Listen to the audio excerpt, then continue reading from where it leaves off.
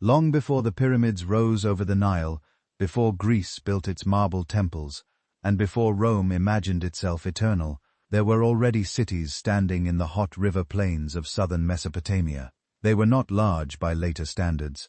Their streets were narrow, their houses made from mud brick, and their temples rose only modestly above the flat landscape. Yet to the people who lived there, these were the first true centers of civilization. So, before you get comfortable, take a moment to like the video and subscribe, but only if you genuinely enjoy what I do here. If you're listening from somewhere special tonight, drop your location and the local time in the comments. I always enjoy picturing where everyone is settling in. Now, dim the lights, maybe turn on a fan for that soft background hum, and let's ease into tonight's journey together. The land between the Tigris and Euphrates rivers was difficult, unpredictable, and often cruel. Floods could nourish the soil one year and destroy entire communities the next. Rain was scarce. Summer heat could become unbearable. Survival depended on canals, careful planning, and constant labor. Out of that difficult world emerged the first city-states of Sumer, and with them emerged some of humanity's oldest recorded gods. Among those gods were beings known as the Anunnaki. Their name has fascinated people for generations. In modern times, it has been surrounded by myths, speculation, and strange theories. But for the people of ancient Mesopotamia, the Anunnaki were not mysterious visitors from another world. They were the divine powers that stood behind the world itself. They represented the structure of heaven, the order of kingship, the fate of cities, and the invisible forces that governed life. The word Anunnaki is usually understood to mean offspring of Anu, or those of royal blood. Anu was the great sky god, the distant ruler of the heavens. He was imagined as existing far above the earth, beyond the reach of ordinary men and women. He was not the kind of god people expected to see walking through cities or speaking directly to kings. Instead, he was the supreme authority of the cosmos, the source from which divine power flowed. Below him were other gods who managed the daily workings of the universe. They controlled rivers, storms, fertility, war, wisdom, love, death, and kingship. Together they formed a divine family and a divine government. The Anunnaki were often described as members of that heavenly court. To understand why these gods mattered so much, it helps to understand the world in which they appeared. Southern Mesopotamia was unlike Egypt. Egypt had a single great river, regular flooding, and natural borders that protected it from invasion. Mesopotamia had none of those advantages. It was an open land, vulnerable to raids and conflict. Its rivers flooded unpredictably. Communities had to cooperate constantly, just to survive. That need for cooperation shaped everything. Villages grew into towns. Towns grew into cities. Irrigation canals connected settlements across the plain. Temples became centers of storage, labor, trade, and religion. Priests kept records of grain, livestock, and workers. Over time, those records became one of humanity's greatest inventions: writing. The earliest writing in Mesopotamia did not begin with poetry or history. It began with accounting. Temple administrators needed a way to track barley, sheep, oil, beer, and labor. Small clay tablets were pressed with symbols to record goods and transactions. Those symbols gradually evolved into ununiform, the wedge-shaped writing system that would preserve the stories of Mesopotamia for thousands of years. Because temples controlled so much of daily life, religion and government were deeply connected. The gods were not distant figures who existed only in myths. They were believed to be active rulers of the city. Each city belonged to a particular god. Eridu, one of the oldest cities in southern Mesopotamia, belonged to Enki, the god of wisdom, water, and creation. Uruk belonged to Inanna, the powerful goddess of love, war, and kingship. Nippur belonged to Enlil, the storm god, who would become one of the most important figures in Mesopotamian religion. Belonged to the moon god, Nana. The city itself was often seen as the earthly property of its divine patron. Its fields, walls, canals, and people existed under the protection of that god. Kings did not rule because they were elected by the people. They ruled because the gods allowed them to rule. This idea appears again and again in Mesopotamian texts. One of the oldest surviving traditions from Sumer says that kingship descended from heaven. To modern ears, that may sound symbolic, but to the people of ancient Mesopotamia, it was literal truth. Political authority did not come from military power alone. It came from the divine world. A king who lost a battle might claim the gods had abandoned him. A city destroyed by war might believe its patron god had withdrawn protection. When rulers built temples, they were not simply creating monuments. They were maintaining the relationship between heaven and earth. The temples stood at the center of this relationship. In the earliest cities, temples were often built on raised platforms above the surrounding settlement. Over time, these structures became larger and more impressive, eventually developing into step towers known as ziggurats. The ziggurat was not simply a building, it was a symbolic mountain rising from the flat Mesopotamian plain. Its height represented the connection between the world of men and the world of the gods. At the top of the structure, there was often a sacred shrine where the deity was believed to dwell. Priests climbed the stairways carrying offerings, incense, and ritual objects. From below, ordinary people could look up and see the house of their god towering over the city skyline. One of the most famous early religious centers was Eridu. Ancient Mesopotamians believed Eridu was the first city ever created. According to tradition, it was founded by the gods themselves. Eridu was associated with Enki, known later in Ardean as Ea. Enki was one of the most beloved gods of Mesopotamia. Unlike the distant Anu or the stern Enlil, Enki was clever, practical, and often compassionate toward humanity. He ruled over the fresh waters beneath the earth called the Abzu. These waters were believed to nourish rivers, springs, and life itself. Enki's temple at Eridu became one of the oldest religious sites in the world. Archaeologists have found layer after layer of temples built on the same sacred location, suggesting that worship continued there for centuries. Each generation rebuilt the shrine larger than before, preserving the same holy space. That continuity mattered deeply to Mesopotamians. They believed the gods had established order at the beginning of time, and human beings had a duty to preserve that order. The Anunnaki played a major role in that idea of order. They were often imagined as a divine assembly, a council of gods who gathered together to decide the fate of the world. Some texts describe them sitting in judgment, deciding destinies, approving kingship, or determining punishment. In later traditions, the Anunnaki were sometimes linked to the underworld as judges of the dead. But in the earliest Sumerian context, they were more closely associated with the highest ranks of the divine world. The idea of a divine council reflected the political realities of Mesopotamian life. Just as cities were governed by assemblies, kings, priests, and officials, the heavens were imagined as having their own government. There was hierarchy, there was rank, there was law. The universe was not random. That belief gave people comfort in an uncertain world. Floods, droughts, invasions, and disease could strike without warning. But behind those events, there was believed to be divine intention. If disaster came, perhaps the gods were angry. If crops were abundant, perhaps the gods were pleased. If a city prospered, perhaps its patron deity had granted favor. The earliest myths of Mesopotamia reveal how strongly people believed in that connection between divine will and earthly life. In one tradition, the gods divided the cosmos into different realms. Anu ruled the heavens, Enlil ruled the earth, and the air between heaven and earth. Enki ruled the watery depths below. This division was more than a family arrangement. It explained how the universe itself functioned. The heavens above, the earth in the middle, and the waters below formed the structure of existence. The Anunnaki operated within that cosmic order. They were not all powerful in the way later monotheistic religions imagined God. Mesopotamian gods had rivalries, emotions, and weaknesses. They could be jealous, proud, compassionate, or cruel. They argued with one another. They formed alliances. They could even make mistakes. That made them feel strangely human. At the same time, they remained terrifyingly powerful. A single divine decision could destroy a city, flood a plain, or place a king on the throne.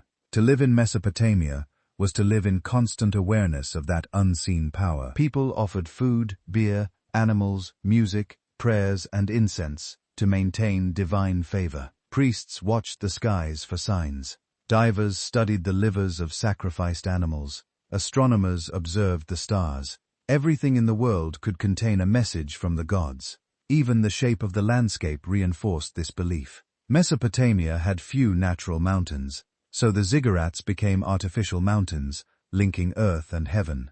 The rivers themselves were seen as gifts from the divine world. Fertile fields depended on water controlled by gods like Enki and Enlil. Nothing important happened without divine involvement. For that reason, the first civilizations did not see religion as separate from politics, economics, or daily life. Religion was daily life.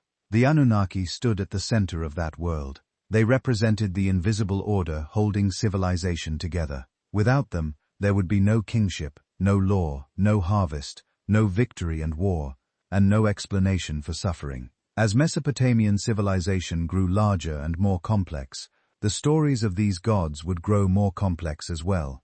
New cities would rise, new empires would appear, old gods would gain new powers, rival kingdoms would reshape religion for political purposes. But in the beginning, before Babylon, before Assyria, before the great empires of the ancient Near East, there was simply the river plain, the first cities, the first temples, and the belief that somewhere above the world there existed a great divine court. It was there in those earliest sacred cities of mud, brick and reeds that the Anunnaki first entered human history. The distinction between Anunnaki and other divine categories becomes apparent through careful analysis of theological terminology. The Igi, whose name derives from a root meaning to see or to watch, represented a separate class of deities associated with celestial observation and astronomical phenomena. While the Anunnaki governed fundamental cosmic principles, the Igi served more specialized functions related to divination and the interpretation of heavenly signs. Sumerian texts consistently maintain this distinction, with the Igi appearing as subordinate to the Anunnaki in matters of ultimate authority. Picture the night sky over ancient Euro, where priests trained in the arts of the Igi scanned the heavens for omens, their observations feeding into the greater decisions of the Anunnaki council below. The seven who decree fate constituted another distinct divine category, though one closely associated with the Anunnaki hierarchy. These seven deities possess specific responsibility for determining individual and collective destinies, operating as an executive council within the larger Anunnaki assembly. The number 7 held particular significance in Mesopotamian cosmology, reflecting the 7 visible planets and the 7-day week that structured both divine and human temporal experience. In temple rituals, this sacred number echoed through chants and offerings, reminding worshippers that fate itself was not random, but carefully measured by divine hands. Linguistic analysis reveals the evolution of Anunnaki terminology across different periods and regions of Mesopotamia. Early Sumerian texts employ various spellings and grammatical constructions that suggest dialectical variations in how different city-states understood these deities. The Far period texts show standardization beginning to emerge as political unification created pressure for theological consistency across Sumerian territories. Scribes labored to harmonize these variations, much like diplomats forging alliances, ensuring that the divine order mirrored the growing unity of human cities. The relationship between Anunnaki and cosmic geography becomes evident through examination of temple architecture and ritual practice. Ziggurats, the massive step towers that dominated Mesopotamian cities, served as physical representations of the cosmic mountain where heaven and earth intersected. These structures provided platforms for Anunnaki worship and symbolized the divine hierarchy through their ascending levels. The Anu ziggurat at Uruk, dedicated to the father of the Anunnaki, exemplifies this architectural theology through its imposing height and careful astronomical alignments. Climbing its weathered steps today, one can still feel the ancient intention. Each level, a step closer to the realm where the great gods deliberated. Religious calendars preserved in ununiform archives demonstrate how Anunnaki worship structured the annual cycle of festivals and observances. The Akitu celebration, documented from the earliest Sumerian period through the end of Mesopotamian civilization, centered on the renewal of divine kingship through Anunnaki approval. During this festival, the reigning monarch underwent ritual procedures that symbolically recreated the original divine appointment of earthly rulers. The streets would fill with processions, music, and sacred drama, as the entire city participated in reaffirming the cosmic contract between gods and humans. The economic dimensions of Anunnaki worship emerged clearly from temple administrative records. These institutions controlled vast agricultural estates, craft workshops, and trade networks that generated the wealth necessary to support elaborate ritual cycles. The Dram archive, dating to the Earth period, records thousands of animals sacrificed to various Anunnaki throughout the year, indicating the massive scale of resources devoted to maintaining divine favor. One can envision the bustling temple yards alive with the lowing of cattle and the bleating of sheep, each animal a tangible offering that sustained the invisible order of the universe. Iconographic evidence from cylinder seals and temple reliefs provides visual documentation of how Mesopotamians conceived Anunnaki appearance. Attributes. These deities typically appear wearing horned crowns that signify divine status, with a number of horn pairs indicating relative rank within the celestial hierarchy. Their garments show the elaborate textiles associated with royal authority, while their poses convey the dignified bearing appropriate to cosmic rulers. Rolling these small stone cylinders across wet clay produced miniature masterpieces that carried divine imagery into everyday administrative and personal use, making the Anunnaki present even in the smallest transactions of daily life. The integration of Anunnaki theology with practical governance becomes apparent through analysis of law codes and administrative documents. The Code of Enemu, the earliest known legal compilation, begins with the declaration that the king received his authority from An and Enlil, establishing the principle that earthly justice derives from divine mandate. This legal framework positioned the Anunnaki as ultimate guarantors of social order and moral behavior. In the courts and marketplaces, these laws were not abstract ideals, but living expressions of divine will, ensuring that even the humblest citizen lived within the shadow of cosmic justice. Through these layers of language, architecture, ritual, economy, and law, the Anunnaki revealed themselves not as remote abstractions, but as the foundational forces that made civilized life possible. Their worship demanded resources, organization, and devotion on a grand scale. Yet it returned order, legitimacy, and meaning to a world constantly threatened by flood, drought, and chaos. In the rhythmic beating of drums during Akitu, or the quiet scratching of styluses recording temple accounts, the Anunnaki continued their eternal work of holding heaven and earth in balance. Their story is one of power, woven into the very fabric of society, where every ziggurat step, every legal judgment, and every festival chant echoed the same profound truth. The great gods had decreed the fates, and humanity's task was to live in accordance with that decree. The administrative complexity of Anunnaki governance crystallized around three supreme deities whose complementary domains established the fundamental structure of cosmic authority. Anu, Enlil, and Enki formed what Babylonian theologians termed the triad of great gods, each controlling essential aspects of universal order while maintaining collective responsibility for major decisions affecting both divine and mortal realms. This triumvirate system emerged from earlier Sumerian traditions, but achieved its most sophisticated expression during the Old Babylonian period, when scribes at Babylon's Sippar and Nippur codified the relationships between these supreme powers in the shadowed chambers of those ancient scripta.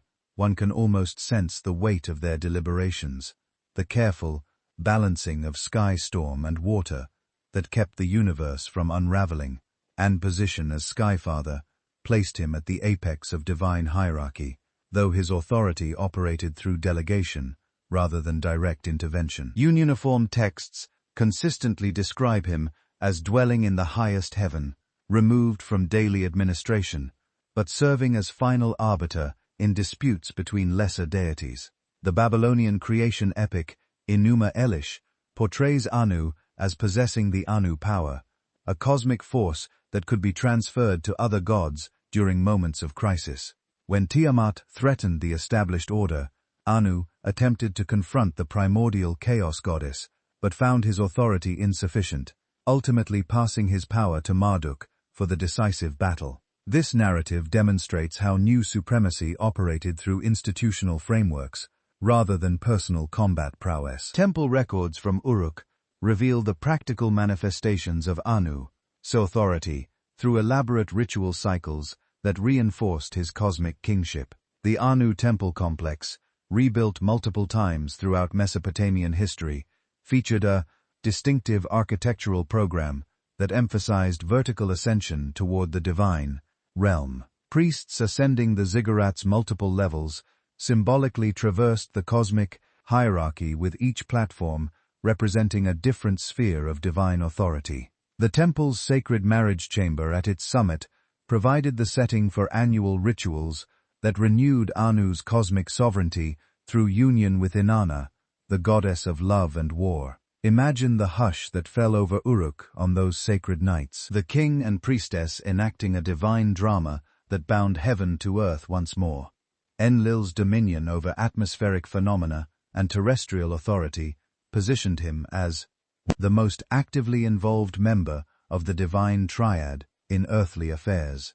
Babylonian sources consistently identify him as Lord of the Hurricane and King of the Lands, titles that reflected his control over both natural forces and political structures. The Nippur Temple archives preserve detailed accounts of how Enlil priests interpreted meteorological events as expressions of divine will, with storms, floods, and droughts serving as communication from the god to his human subjects. These interpretations carried significant political weight, as rulers throughout Mesopotamia sought Enlil's approval for military campaigns, legal reforms, and major construction projects.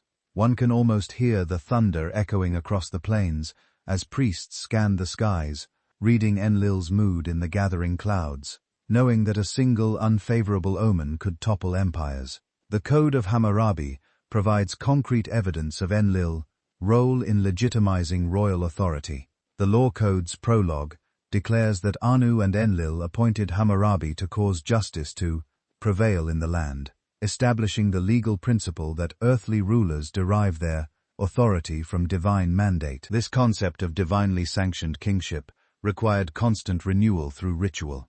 Observances at Enlil's Nippur sanctuary, where kings from across Mesopotamia traveled to receive formal recognition of their legitimacy. The Tamil Chronicle records multiple instances of rulers who lost divine favor after neglecting their obligations to Enlil's temple, resulting in military defeats and political instability. Enlil's authority extended beyond political legitimation to encompass the fundamental forces that sustained agricultural civilization. Sumerian hymns describe him as Lord of Abundance who controlled the flooding of rivers, the fertility of soil, and the productivity of livestock. The Farmer's Almanac, a practical agricultural manual preserved in multiple copies, begins with prayers to Enlil. These texts demonstrate how theological concepts translated into practical guidance for the agricultural activities that supported Mesopotamian urban centers in the fertile but unpredictable fields between the Tigris and Euphrates. Every successful harvest was a testament to Enlil's favor. Every drought a warning that the great god's anger had been kindled. Enki's sphere of influence encompassed both the freshwater sources essential for irrigation, agriculture, and the intellectual capacities that enabled human civilization. Babylonian mythology consistently portrays him as humanity's patron and protector, the deity who provided the knowledge and skills necessary for urban life. The Atrahasis epic describes how Enki secretly warned the flood hero of impending destruction, defying the other gods' decision to eliminate humanity through catastrophic deluge. This narrative establishes Enki as a mediating figure between divine authority and human welfare, a role that distinguished him from his more distant colleagues in the Supreme Triad. The Eridu temple complex dedicated to Enki worship served as Mesopotamia's most important center for scholarly and technical education. Archaeological evidence reveals extensive scribal schools, workshops for craftsmen, and laboratories where priests conducted early forms of chemical and medical experimentation. The temple's library contained comprehensive collections of technical manuals covering irrigation engineering, metallurgy, textile production, and pharmaceutical preparation. These practical applications of divine wisdom demonstrated how Enki's theological role translated into concrete benefits for human society. Enki's association with the Abzu, the freshwater ocean beneath the earth, connected him to the hydrological systems that made Mesopotamian agriculture possible. Sumerian hymns describe him as Lord of the Flowing Water, who directed the underground streams that fed rivers, canals, and wells. The Enki and Ninhursag myth provides detailed accounts of how the god established irrigation networks and taught humans the techniques necessary for managing water resources. These narratives served both theological and practical purposes, preserving technical knowledge within religious frameworks that ensured its transmission across generations. In the minds of the ancient farmers and engineers, every canal dug and every field irrigated carried the blessing of Enki, turning the unpredictable rivers into lifelines of civilization. Together, Anu, Enlil, and Enki formed not merely a pantheon, but a living system of cosmic checks and balances, their complementary powers weaving the fabric of existence itself. Their triad was the heartbeat of Mesopotamian theology, the reason cities rose from the marshlands and laws endured through centuries of upheaval. In every storm that fertilized the soil, every canal that brought water to the fields, and every starlit ritual on a ziggurat summit, the people felt the triad's presence, distant yet intimate, terrifying yet protective. The great gods had divided the universe among themselves, and humanity's place within it was forever defined by their sacred collaboration. The assembly of great gods functioned as a divine legislature that deliberated on matters affecting cosmic order and human civilization. Babylonian sources described this assembly as comprising 50 Anunnaki who gathered in the Obsukina, a cosmic chamber located in Enlil's Nepore sanctuary. The assembly's proceedings followed formal protocols that paralleled earthly legal institutions, with designated speakers presenting cases, witnesses providing testimony, and judges rendering verdicts based on established precedents. The Epic of Gilgamesh preserves detailed descriptions of these divine deliberations, particularly the assembly's decision to punish Gilgamesh and Enkidu for killing the Bull of Heaven and Humbaba. One can almost hear the solemn voices rising in the cosmic hall, the careful weighing of justice against mercy, as the fate of heroes and cities hung in the balance. Administrative roles within the divine assembly reflected specialized areas of cosmic responsibility. Ninhurs, the mother goddess, oversaw matters related to childbirth, fertility, and the continuation of species. Her authority extended to both divine and mortal reproduction, with texts describing how she shaped the first humans from clay and established the biological processes that governed population growth. The Enki and Ninhursag composition details her role in creating various life forms and establishing the natural cycles that sustained ecological balance. In the fertile imagination of the Sumerians, every birth was a quiet echo of Ninhurag's creative touch, every field of ripening grain a testament to her nurturing power. Nana, the moon god, controlled temporal measurement and the calendar systems that structured both religious and secular activities. Babylonian astronomical texts describe his movement through the heavens as providing the fundamental rhythm for agricultural, commercial, and ritual cycles. His template housed sophisticated astronomical observation facilities, where priests tracked lunar phases and calculated the complex intercalations necessary to maintain calendar accuracy. These calculations required advanced mathematical skills and represented one of Mesopotamian civilization's most significant intellectual achievements. Under the silver light of the moon, generations of priests gazed upward, their observations binding the passage of days to the will of the gods. Utu, the sun god, administered justice and served as divine witness to oaths and contracts. His daily journey across the sky positioned him as the ideal observer of human behavior, able to see all actions performed under his light. Legal documents frequently invoke Utu as guarantor of contractual obligations, with oathbreakers facing divine punishment in the form of disease, poverty, or social disgrace. The Code of Hammurabi depicts Utu presenting the law symbols to the king, establishing the principle that earthly justice reflected cosmic moral order. In the harsh glare of midday or the long shadows of evening, every merchant's bargain and every judge's verdict unfolded beneath Utu's unblinking gaze. Genealogical relationships within the Anunnaki pantheon created complex networks of authority and obligation that influenced divine decision-making. Marduk's status as Enki's son positioned him as heir to his father's wisdom, while establishing his claim to supreme authority in Babylonian theology. The Enuma Elish describes Marduk's gradual accumulation of power through successful completion of increasingly difficult challenges, culminating in his victory over Tiamat and appointment as king of the gods. This narrative served both theological and political purposes, legitimizing Babylon's rise to regional dominance while explaining the transfer of supreme authority from older Sumerian deities to their Babylonian successors. Family ties among the gods were never simple. They carried the same tensions, ambitions, and loyalties that shaped human dynasties.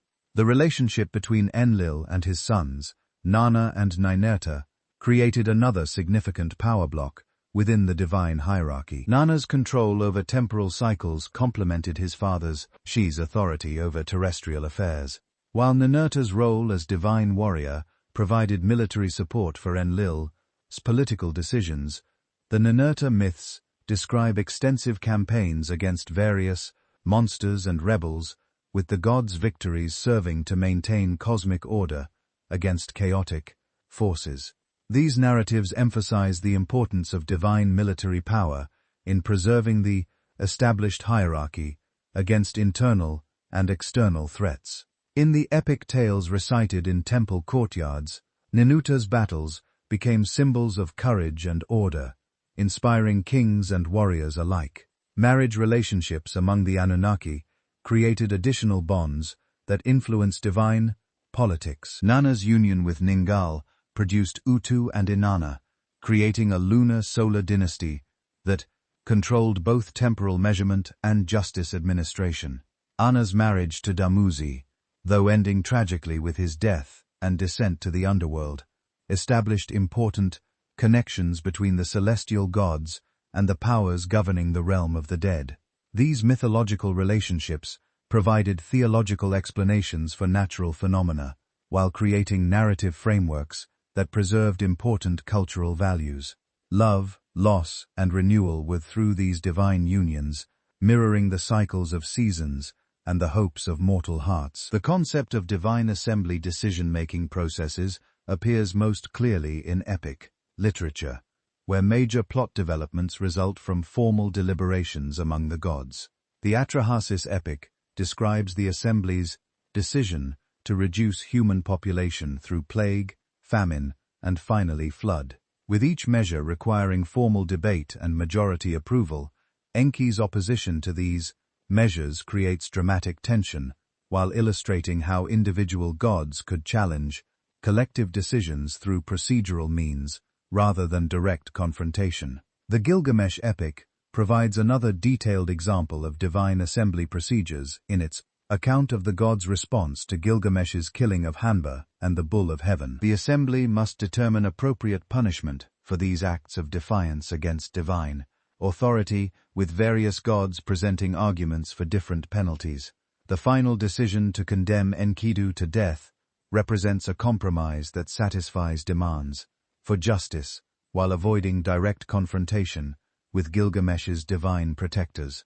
These assembly procedures reflected sophisticated understanding of collective decision-making that parallel developments in human political institutions.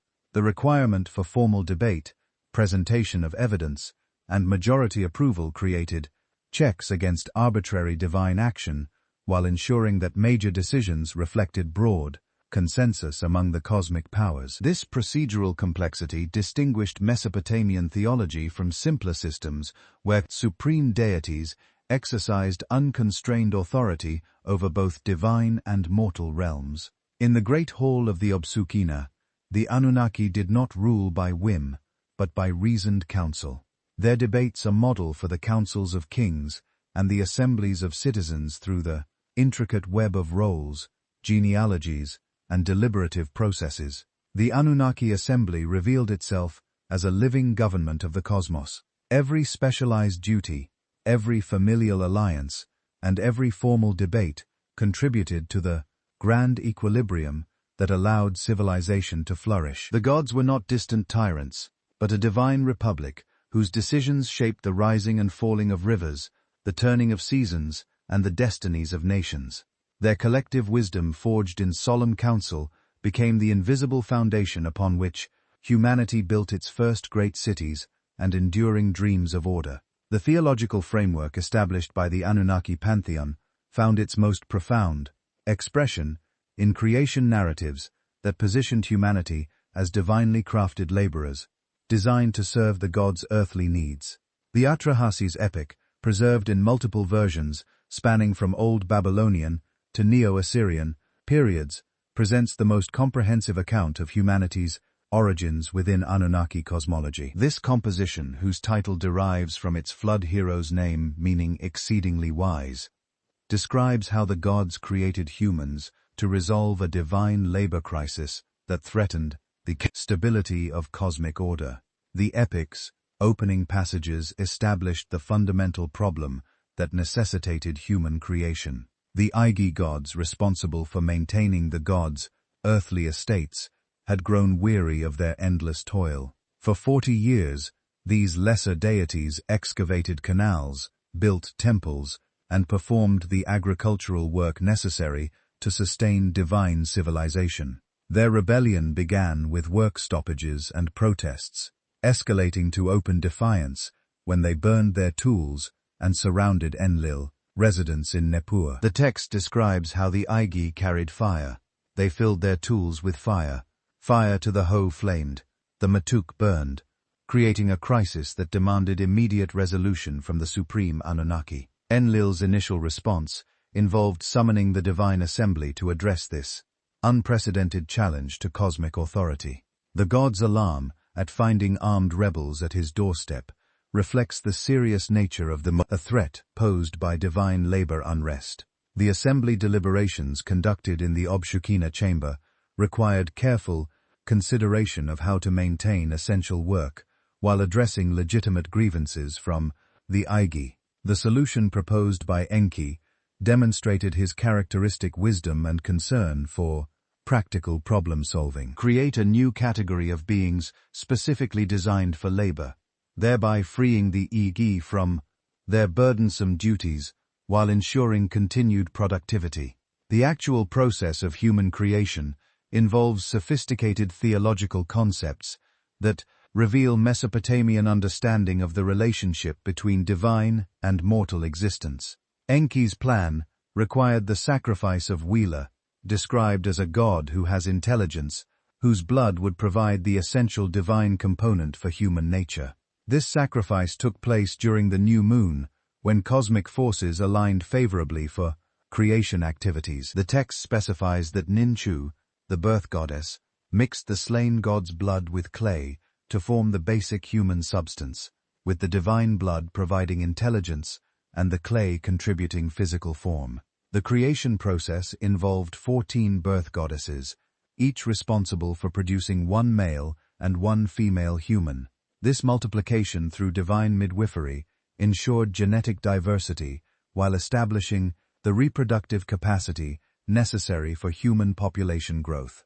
The text describes how these goddesses pinched off 14 pieces of clay and shaped them into human forms through a process that took 10 months, paralleling normal gestation periods. The resulting humans possess sufficient intelligence to understand divine commands, while lacking the power to challenge their creator's authority. Enki's intervention in human creation carried profound theological implications that distinguished him from other Anunnaki and established his role as humanity's divine patron. His decision to provide humans with divine intelligence, despite knowing this gift, would eventually lead to problems demonstrated a complex understanding of the relationship between wisdom and suffering. The god's secret addition of extra divine essence to human nature, beyond what the assembly had authorized, represented an act of divine rebellion that would have far-reaching consequences for both gods and mortals. This theological tension between collective divine authority and individual divine conscience appears throughout Mesopotamian literature as a recurring theme. Enki's willingness to defy assembly decisions when they conflicted with his personal ethics established precedents for divine dissent that would later manifest in his protection of humanity during the flood. The god's actions raised fundamental questions about the nature of divine authority and the extent to which individual gods could pursue independent policies that contradicted collective decisions. The Atrahasis epic's treatment of human creation also addressed practical concerns about the relationship between divine and human labor. The text specifies that humans would bear the load of the gods, taking over the agricultural and construction work that had previously burdened the Igi. This arrangement created a three-tiered cosmic hierarchy, with the greater Anunnaki at the top, the Igi serving as middle management, and humans performing manual labor at the bottom. The system's efficiency depended on maintaining clear boundaries between these categories, while ensuring adequate compensation for each level's contributions. The Epic of Gilgamesh provides additional perspectives on human creation that complement and sometimes contradict the Atrahasis account. In this composition, the goddess Aruru creates Enkidu from clay in response to prayers, requesting a companion for Gilgamesh. The creation process involves the goddess washing her hands, pinching off clay, and casting it onto the step, where it takes the form of a wild man covered with hair. This more spontaneous creation method contrasts with the elaborate assembly procedures described in Atrahasis, suggesting different theological traditions about the mechanisms of divine creativity. Enkidu's initial state, as a wild man who lives among animals and drinks from streams, represents humanity's original condition before civilization. His transformation through contact with a temple prostitute who teaches him human customs illustrates the process by which divine wisdom civilizes natural human instincts. The 7 days and nights of sexual instruction that humanize Enkidu parallel creation, narratives in which divine knowledge transforms raw human material into civilized beings, capable of urban life. The Enuma Elish presents yet another perspective on human origins that emphasizes Marduk's role as creator god following his victory over Tiamat. In this version, Marduk proposes creating humans to serve the gods after establishing cosmic order through his defeat of primordial chaos. The epic describes how Ea suggested using king's blood, since this rebel god bore primary responsibility for organizing resistance against the younger generation of deities. The creation process involves mixing king's blood with clay to produce humans who will bear the service of the gods that they might be at ease. This version's emphasis on using a rebel god's blood for human creation carries different theological implications than the Atrahasis account. Rather than sacrificing a god with intelligence, the Enuma Elish uses the blood of a defeated enemy, suggesting that human nature contains elements of both divine wisdom and rebellious tendencies. This duality explains humanity's capacity for both great achievements and destructive behavior, providing theological justification for the moral complexity that characterizes human civilization. Comparative analysis of these creation accounts reveals significant variations in how different Mesopotamian traditions understood humanity's relationship to the divine realm. The Atrahasis epic emphasizes humanity's role as divinely created laborers, whose primary purpose involves serving the gods' material needs. The Gilgamesh tradition focuses more on the civilizing process that transforms natural humans into urban dwellers capable of sophisticated cultural achievements. The Enuma Elish presents human creation as part of Marduk's broader program of cosmic organization, following his assumption of supreme divine authority. These variations reflect different regional and temporal perspectives on fundamental theological questions about human nature and destiny. Sumerian traditions, preserved most clearly in the Atrahasis epic, emphasized humanity's subordinate status and obligation to serve divine needs. Later Babylonian compositions showed greater interest in human potential for wisdom and cultural achievement. While maintaining the basic framework of divine superiority, Assyrian versions often stressed the importance of royal authority as divine representation on earth, connecting human creation to political legitimacy.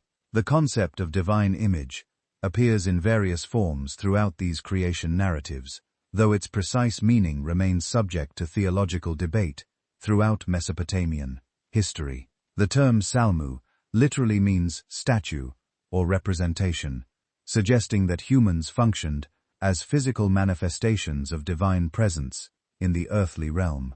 This interpretation positioned humanity as living icons that made divine authority visible and accessible to mortal perception. Similar to how temple statues served as focal points for divine worship, alternative interpretations of Salmu emphasized functional rather than physical resemblance between gods and humans.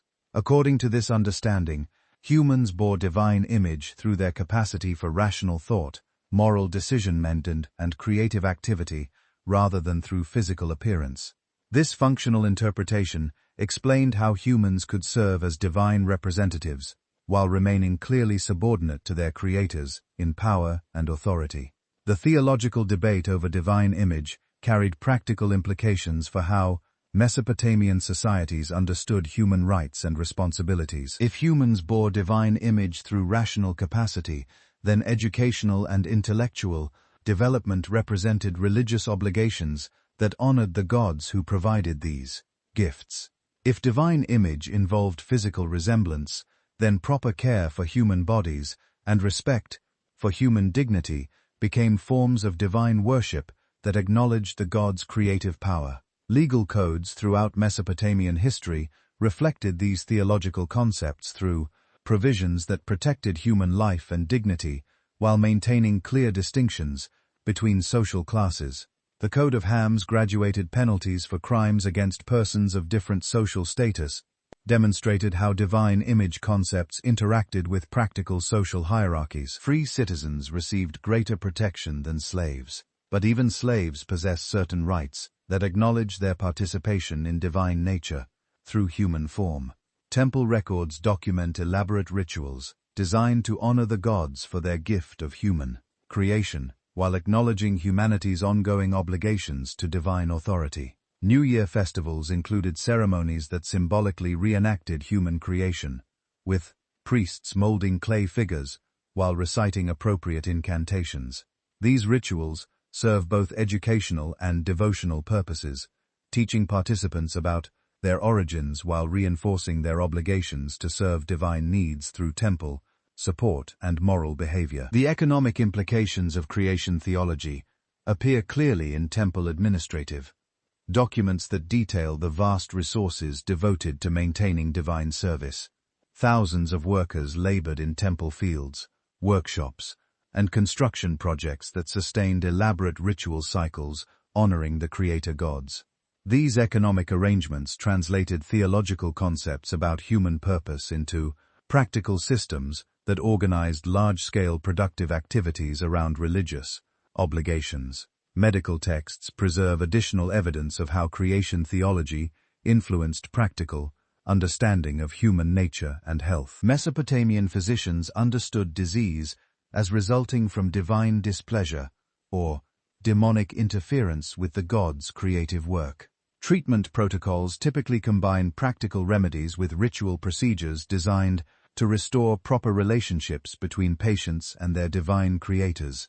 This holistic approach reflected theological understanding of humans as composite beings, whose physical and spiritual components required integrated care. The preservation of creation narratives across multiple millennia demonstrates their fundamental importance for Mesopotamian cultural identity and religious practice. Scribes continuously copied, edited, and reinterpreted these texts to address changing political and social conditions, while maintaining core theological principles about humanity's divine origins and ongoing obligations. This textual tradition provided stability and continuity that helped Mesopotamian civilization maintain coherent cultural identity despite frequent political upheavals and foreign conquests.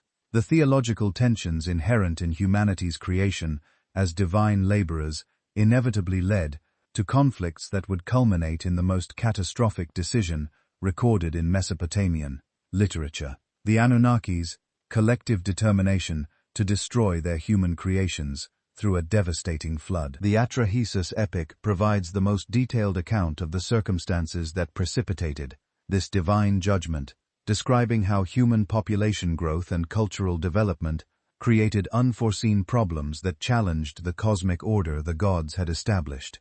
Within 600 years of human creation, the earth had become densely populated with thriving communities that generated constant noise and activity. The cuneiform text describes how the land bellowed like a bull, and the gods grew restless at their clamor.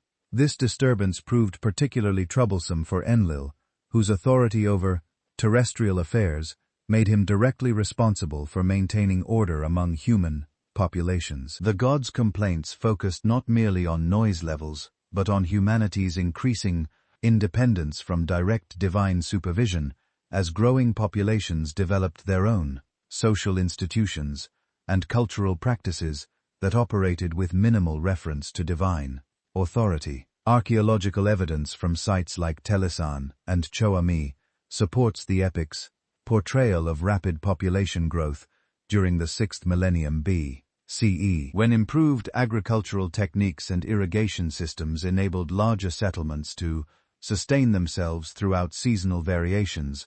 These communities developed sophisticated craft specialization, long-distance trade networks, and administrative systems that reduced their dependence on temple institutions for economic coordination.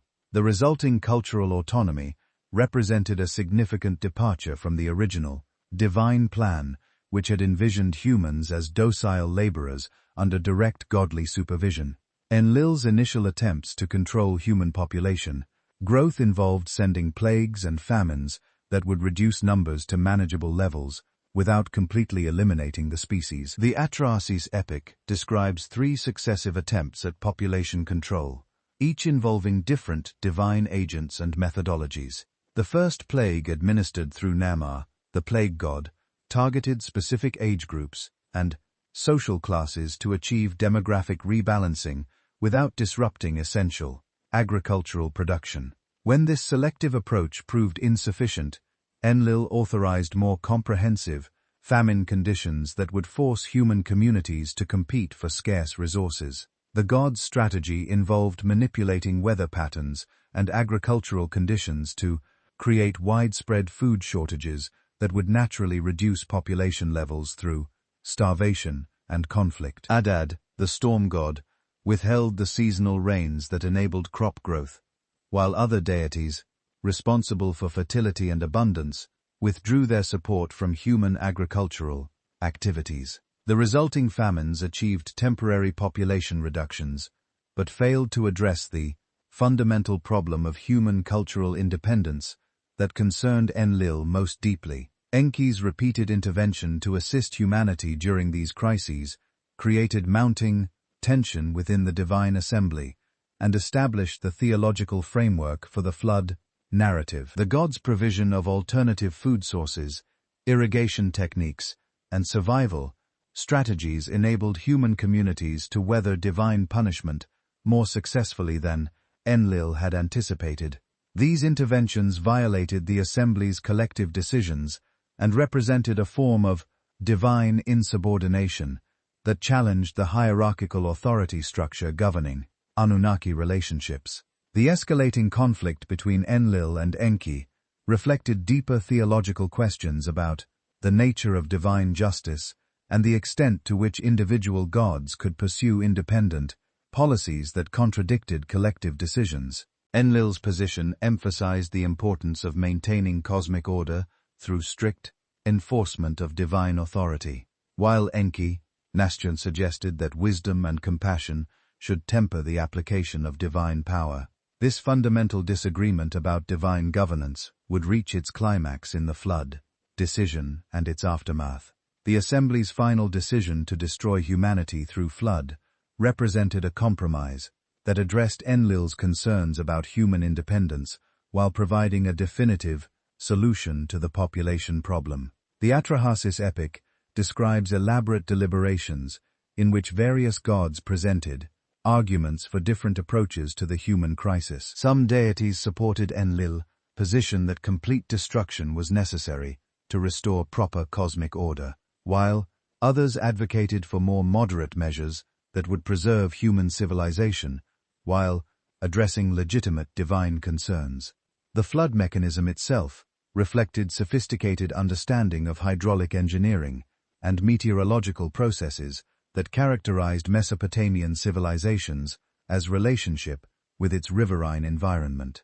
The gods' decision to overwhelm existing flood control systems through coordinated attacks on multiple fronts demonstrated their comprehensive knowledge of the infrastructure that sustained human settlements. Akkad would provide unprecedented rainfall from above, while Enki would release subterranean waters from the Abzu, creating a dual assault that would overwhelm even the most sophisticated human engineering projects.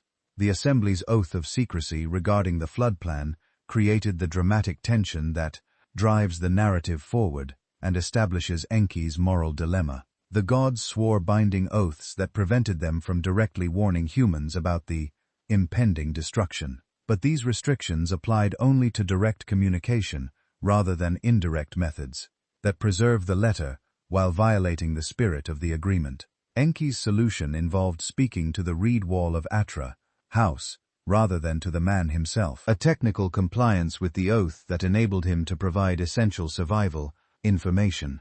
The instructions Enki provided to Atrahasis through this indirect communication method revealed detailed knowledge of shipbuilding techniques and survival strategies that reflect actual Mesopotamian maritime technology. The gods specified exact dimensions for the vessel that would preserve human and animal life through the flood, 120 cubits in length, width, and height, creating a perfect cube that symbolized cosmic completeness. The ship's construction required specific materials, including palm fiber, bitumen, and various types of wood that were readily available in southern Mesopotamia and possessed the waterproofing qualities necessary for extended ocean voyaging. The 7-day construction period that Enki allowed for the ark's completion paralleled the cosmic week that structured divine and human temporal experience throughout Mesopotamian culture. This timeline required Atrahasis to mobilize extensive community resources and labor while maintaining secrecy about the project's true purpose. The text describes how the builder provided food and drink for his workers while deflecting questions about the vessel's intended use, claiming it was designed for a trading expedition to distant lands. The loading of animals onto the ark followed systematic procedures that demonstrated sophisticated understanding of species preservation and ecological relationships. Atrahasis gathered breeding pairs of wild animals, while also including domestic species that would be essential for re-establishing agricultural civilization after the floodwaters receded. The text specifies that clean animals were taken in groups of 7 pairs, while unclean species were limited to single pairs, establishing distinctions that would later appear in Hebrew flood narratives, but reflected earlier Mesopotamian concepts about ritual purity and sacrifice. The flood itself began with supernatural phenomena that announced the cosmic significance of the impending destruction. The Atrahasis epic describes how normal weather patterns ceased as divine forces took direct control of atmospheric and hydrological systems. Darkness covered the earth, even during daylight hours, while earthquake tremors announced the release of subterranean waters that would supplement the torrential rains. These preliminary signs provided final warnings for any humans who possess sufficient wisdom to interpret divine communications through natural phenomena.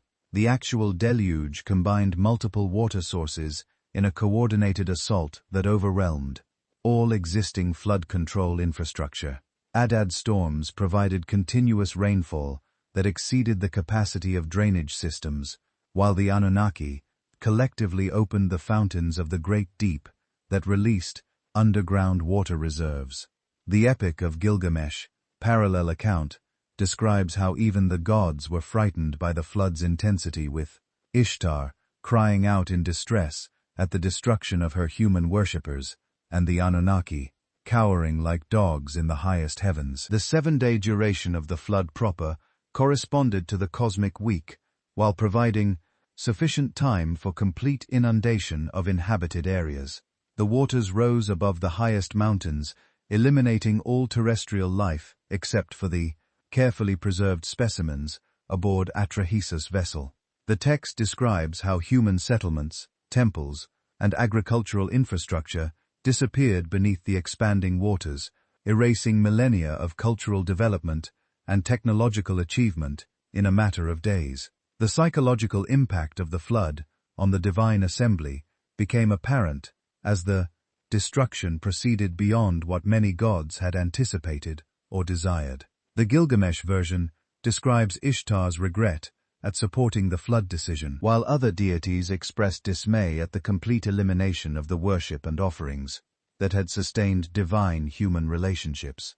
These emotional responses reveal the extent to which the gods had become dependent on human service and highlighted the economic dimensions of the crisis that the flood created for divine society. Enki's secret preservation of human civilization through his warning to Atrahasis represented more than simple compassion. It constituted a calculated strategy to maintain the benefits of human service while addressing legitimate concerns about population control and cultural independence. The gods' actions ensured that post-flood humanity would possess the knowledge and skills necessary to rebuild civilization while remaining appropriately grateful for divine intervention in their survival. This approach balanced competing interests within the divine assembly while preserving the fundamental relationship between gods and mortals. The flood's conclusion involved carefully orchestrated procedures that tested the extent of destruction while preparing for the restoration of normal cosmic order.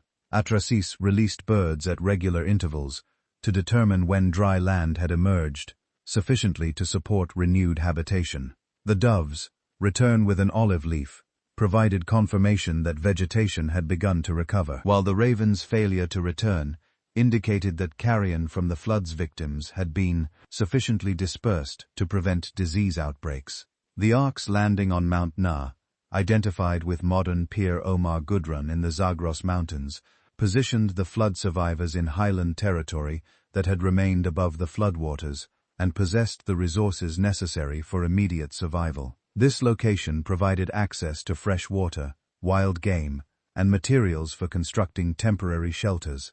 While the lowland areas dried sufficiently for permanent resettlement, the mountain's sacred associations in later Mesopotamian tradition reflected its role as the birthplace of renewed human civilization. Atrahasis' first act upon leaving the ark involved constructing an altar and offering sacrifices that announced humanity's survival to the divine assembly.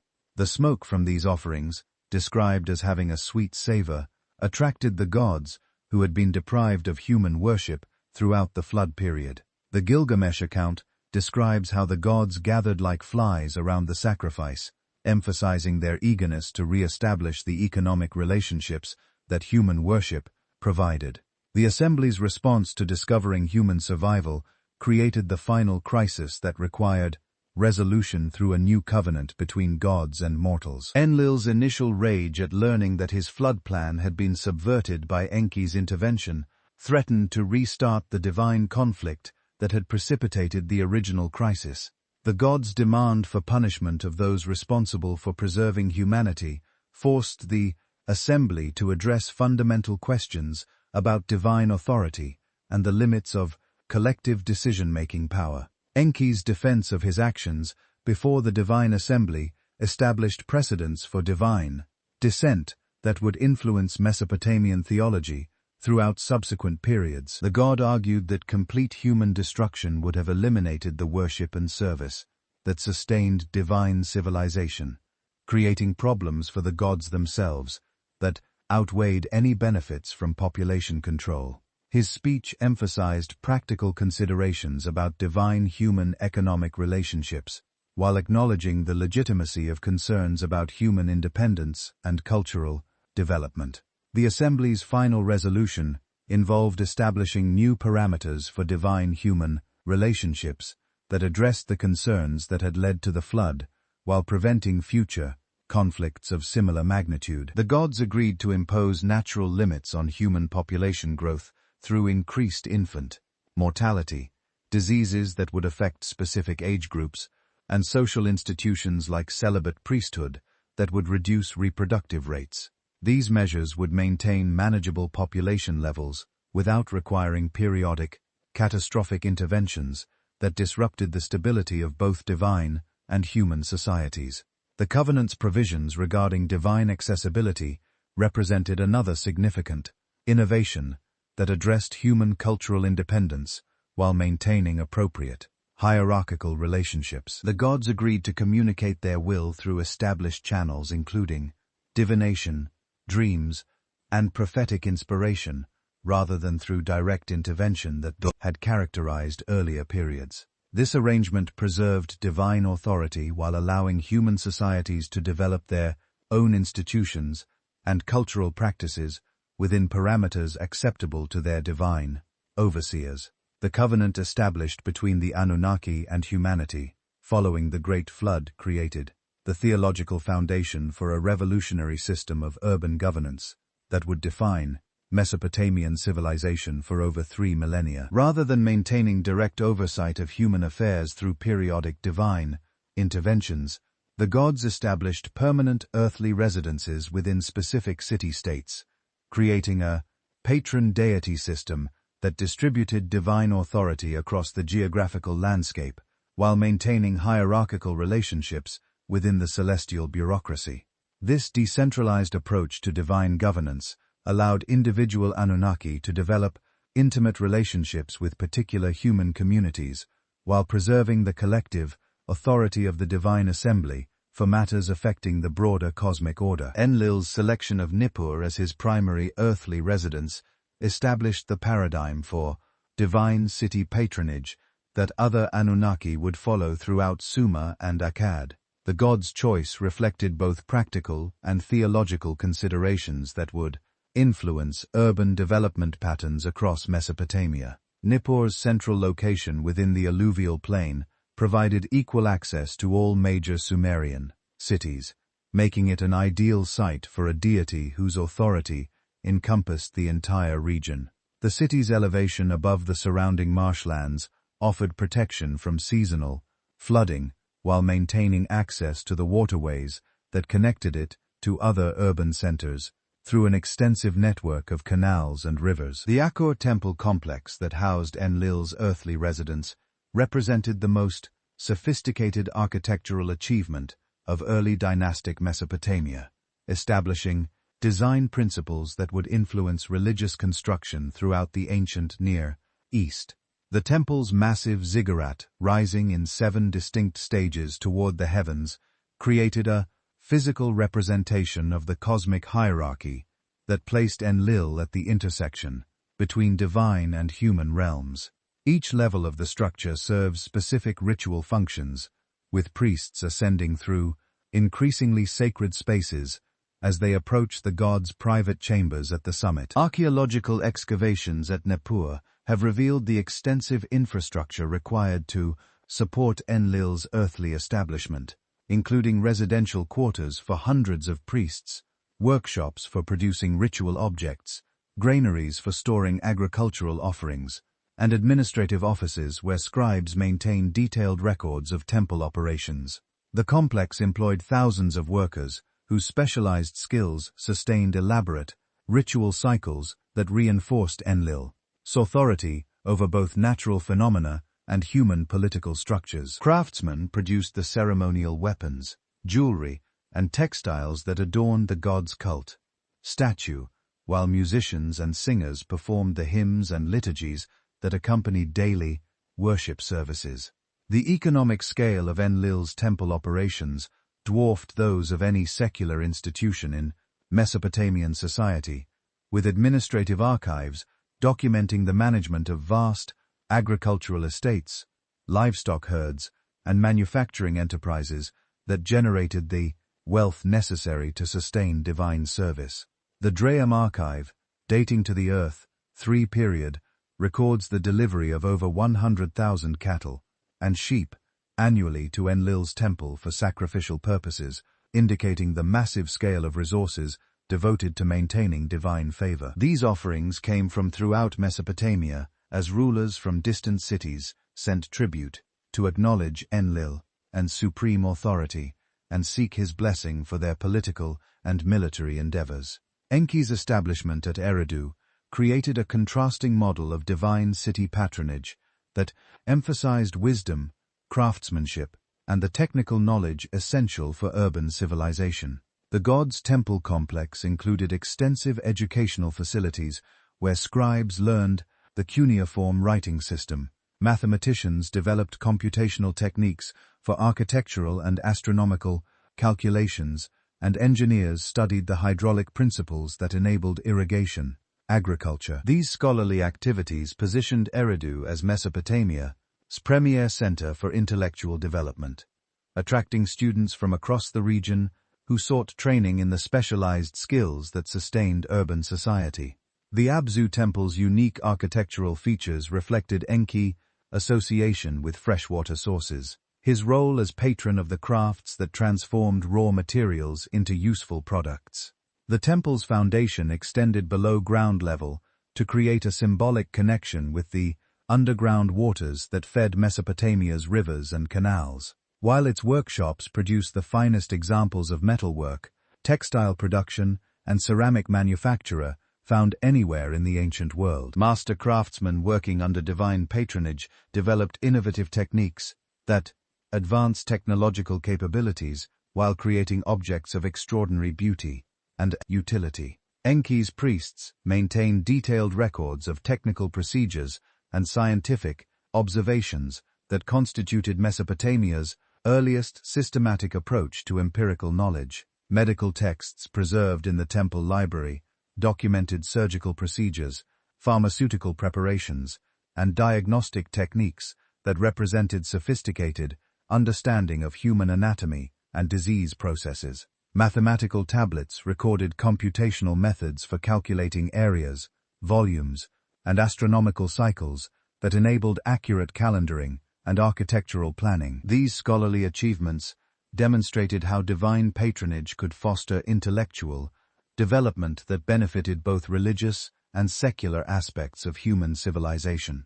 Inanna's patronage of Uruk established yet another model of divine city governance that emphasized the dynamic relationship between sacred and secular authority through the institution of sacred marriage. The goddess's dual nature, as deity of both love and war, created theological tensions that required careful management through elaborate ritual cycles that channeled her potentially destructive energies toward constructive purposes. Her temple complex, known as the Ayana, featured separate precincts dedicated to her contrasting aspects, with priests specializing in either martial or fertility functions depending on seasonal requirements and political circumstances.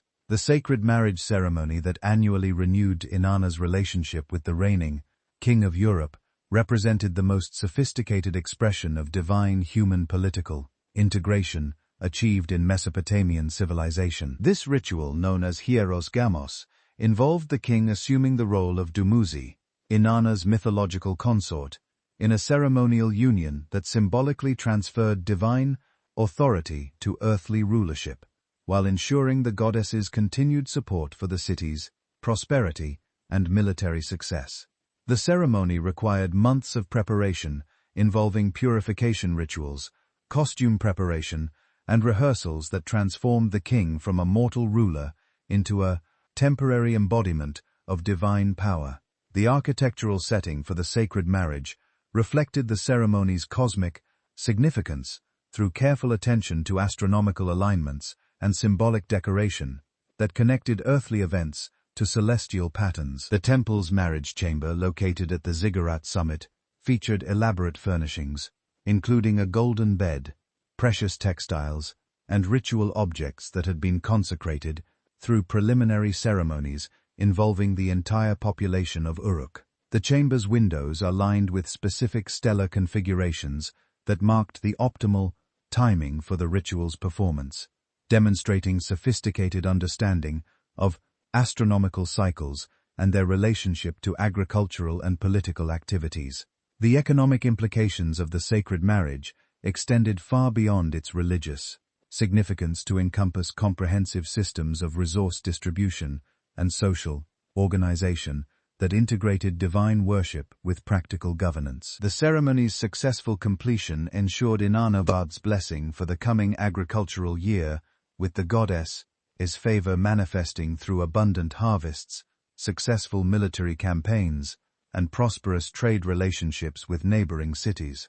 Conversely, any disruption of the ritual cycle could result in divine displeasure expressed through crop failures, military defeats, or economic instability that threatened the city's survival. Nanna's patronage created the most economically sophisticated temple administration in Mesopotamian history, with the moon god's priests developing innovative financial instruments and commercial practices that facilitated long-distance trade throughout the ancient world. The god's association with temporal measurement positioned his temple as the authoritative source for calendar calculations that coordinated agricultural, commercial, and religious activities across multiple city-states.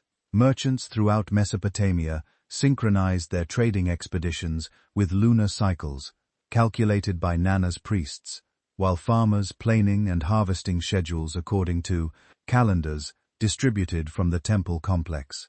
The ziggurat of Nanna Atta, known as the Ekishnu, featured sophisticated astronomical observation facilities that enabled precise tracking of lunar phases and planetary movements essential for maintaining calendar accuracy. The temple's archives preserve thousands of mathematical tablets documenting the complex calculations required to reconcile lunar months with solar years, a computational challenge that required advanced understanding of fractional arithmetic and algebraic relationships. These mathematical achievements represented some of the most sophisticated intellectual work produced in the ancient world, demonstrating how religious requirements could drive technological innovation that benefited broader society.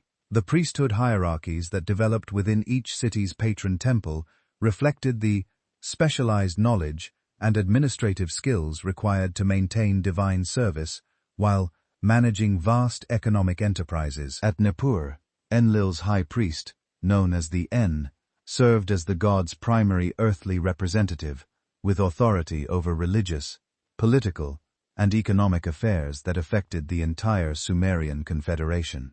This position required mastery of theological doctrine, legal precedents, and administrative procedures that enabled effective coordination between divine will and human needs across multiple domains of activity. Subordinate priestly ranks included the Sangu, who supervised daily temple operations and managed the extensive workforce required for ritual performance and economic production. These middle-level administrators possess specialized knowledge of liturgical requirements, accounting procedures, and craft techniques that enable them to coordinate complex activities involving hundreds of workers and massive resource flows. The Mashipu priest specialized in ritual purification and exorcism, maintaining the spiritual cleanliness essential for effective divine communication, while the call priest performed the musical liturgies that accompanied sacrificial offerings and seasonal celebrations. The training required for priestly service involved decades of study in temple schools, where students mastered ununiform literacy, mathematical computation, astronomical observation, and theological doctrine necessary for effective temple administration. The curriculum included extensive memorization of hymns, prayers, and ritual procedures that preserve traditional practices while allowing for adaptation to changing circumstances. Advanced students specialized in particular aspects of temple operations, developing expertise in areas such as divination, medical practice, or commercial law that enabled them to serve both religious and secular functions within their communities. Women played crucial roles within temple hierarchies, particularly in institutions dedicated to goddesses like Inanna, where female priests known as Enu served as the deity's primary earthly representatives. These high-ranking priestesses possessed authority comparable to their male counterparts, supervising extensive temple operations while maintaining the ritual purity essential for divine communication. The Enu of Inanna at Uruk held responsibility for the sacred marriage ceremony, serving as the goddess's earthly embodiment during the king's symbolic union with divine power. The Naditu priestesses, documented extensively in old Babylonian archives, represented another category of female religious specialists who combined spiritual service with commercial activities that generated substantial income for temple institutions. These women, who remained celibate throughout their careers, managed agricultural estates, engaged in money-lending operations, and coordinated trade relationships that connected temple economies with broader commercial networks. Their business activities required sophisticated understanding of contract law, market conditions, and financial instruments that positioned them among the most economically knowledgeable individuals in Mesopotamian society. Temple architecture evolved to accommodate the complex ritual requirements and administrative functions that characterized mature Anunnaki worship, with successive building phases creating increasingly elaborate complexes that dominated their urban environments. The standard temple layout included a central sanctuary housing the deities, cult statue, surrounded by chambers for storing ritual implements, preparing offerings, and housing priests. Courtyards provided space for large-scale ceremonies involving entire urban populations, while administrative wings contained archives, workshops, and residential quarters necessary for temple operations. The technological sophistication of temple construction reflected both religious requirements and practical considerations about structural stability and environmental plane adaptation. Builders developed innovative techniques for creating waterproof foundations in marshy terrain, constructing earthquake-resistant walls capable of supporting massive superstructures, and designing drainage systems that prevented flood damage to sacred precincts. The use of fired brick rather than sun-dried mud brick for temple construction demonstrated the enormous resources devoted to creating permanent divine residences that would endure across multiple generations. Ritual practices within Anunnaki temples followed carefully prescribed procedures that maintained divine favor while providing meaningful religious experiences for human participants. Daily services included morning and evening offerings of food, drink, and incense that sustained the deity's earthly residence, accompanied by musical performances and liturgical recitations that honored divine attributes and requested continued blessing. The god's cult statue received personal care, including washing, clothing changes, and presentation of meals that treated the divine image as a living presence, requiring constant attention. Seasonal festivals created opportunities for entire urban populations to participate in divine worship through processions, communal meals, and ritual performances that reinforce social cohesion while honoring patron deities. The Akitu New Year celebration involved elaborate ceremonies that symbolically renewed divine kingship and cosmic order, with the patron deity statue traveling throughout the city to receive homage from all social classes. These public rituals demonstrated divine approval for existing political arrangements, while providing opportunities for rulers to display their piety and generosity through magnificent offerings and entertainment for their subjects. The integration of divine worship with practical governance created temple institutions that functioned as comprehensive administrative centers, managing legal disputes, commercial transactions, and social services that affected entire urban populations. Temple courts adjudicated conflicts involving contract violations, property disputes, and family law matters, with priests serving as judges whose decisions carried divine authority. These legal functions position temples as essential institutions for maintaining social order while ensuring that human behavior conformed to divine moral standards. The political ascendancy of Babylon during the early 2nd millennium BCE fundamentally transformed Anunnaki theology through the systematic elevation of Marduk from a relatively minor deity to supreme king of the gods. This theological revolution, codified most comprehensively in the Enumerish creation epic, represented far more than simple religious propaganda supporting Babylonian political ambitions. The restructuring of divine hierarchy required sophisticated theological arguments that preserved the authority of established Anunnaki while accommodating Marduk's unprecedented rise to cosmic supremacy. Marduk's genealogical credentials as Enki's son provided the essential foundation for his claim to supreme authority within existing Anunnaki structures. Babylonian theologians emphasized his inheritance of his father's wisdom and technical expertise, while adding martial prowess that distinguished him from the contemplative Enki. The god's youth represented an advantage, rather than a liability, in confronting primordial chaos forces that threatened to destabilize cosmic order. As older deities like Anu and Enlil had proven inadequate to the challenge posed by Tiamat's rebellion, the Enuma Elish's account of Marduk's rise to power through combat with Tiamat established precedents for divine authority based on demonstrated capability rather than traditional inheritance or seniority. The epic describes how the established gods faced with Tiamat's threat to destroy the younger generation of deities offered supreme kingship to any god capable of defeating the primordial chaos monster. Marduk's acceptance of this challenge, contingent on receiving permanent authority over all divine decisions, created a contractual basis for his supremacy that satisfied legal requirements, while acknowledging his exceptional qualifications.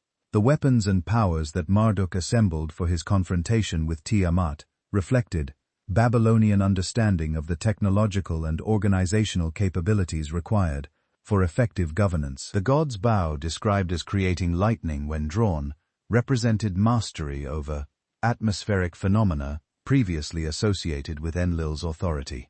His net, woven from the four winds, demonstrated control over directional forces that enabled comprehensive military strategy. The hurricane that filled his body provided the raw power necessary to overwhelm opposition, while his chariot, drawn by 4 horses, enabled rapid movement across cosmic battlefields. Marduk's tactical approach to defeating Tiamat revealed sophisticated military thinking that would influence Babylonian strategic doctrine throughout subsequent periods. Rather than engaging in direct frontal assault, the god employed deception and superior technology to neutralize his opponent's advantages. His inflation of Tiamat through forced ingestion of wind rendered her vulnerable to internal attack, while his net prevented her escape. Once the battle commenced, the precision shot that split her body in half demonstrated marksmanship skills that required extensive training and natural talent. The cosmic reorganization that followed Marduk's victory established new principles of divine administration that centralized authority while maintaining functional specialization among subordinate deities. The god's division of Tiamat's corpse to create heaven and earth positioned him as supreme architect of the physical universe, while his appointment of other Anunnaki to specific administrative roles preserved their dignity within the new hierarchy. This reorganization balanced revolutionary change with conservative preservation of existing institutions, enabling a smooth transition to Babylonian theological supremacy. The 50 names of Marduk, recited at the Enuma Elish conclusion, provided comprehensive theological justification for the gods, absorption of powers and attributes previously distributed among multiple Anunnaki. Each name represented specific aspects of divine authority that Marduk had acquired through his victory over chaos, creating a systematic theology that explained how one deity could effectively govern functions, previously requiring an entire pantheon. This consolidation reflected Babylonian administrative preferences for centralized authority, while acknowledging the complexity of cosmic governance. Babylonian temple architecture evolved to accommodate Marduk's supreme status through construction of increasingly magnificent sanctuaries that surpassed earlier Sumerian religious complexes in scale and sophistication. The Assyria temple complex in Babylon featured a ziggurat known as Etani, reaching approximately 90 meters in height and visible from distances of several kilometers across the Mesopotamian plain. This structure's massive scale required engineering innovations that pushed contemporary construction techniques to their limits while creating a physical manifestation of Marduk, cosmic authority. The Ishtar Gate, serving as the ceremonial entrance to Babylon's sacred precinct, once demonstrated the artistic and technological achievements that Marduk's patronage enabled. The gate's brilliant blue-glazed brick facade, decorated with relief sculptures of dragons and bulls representing Marduk and associated deities, created visual impact that reinforced theological messages about divine power and royal authority.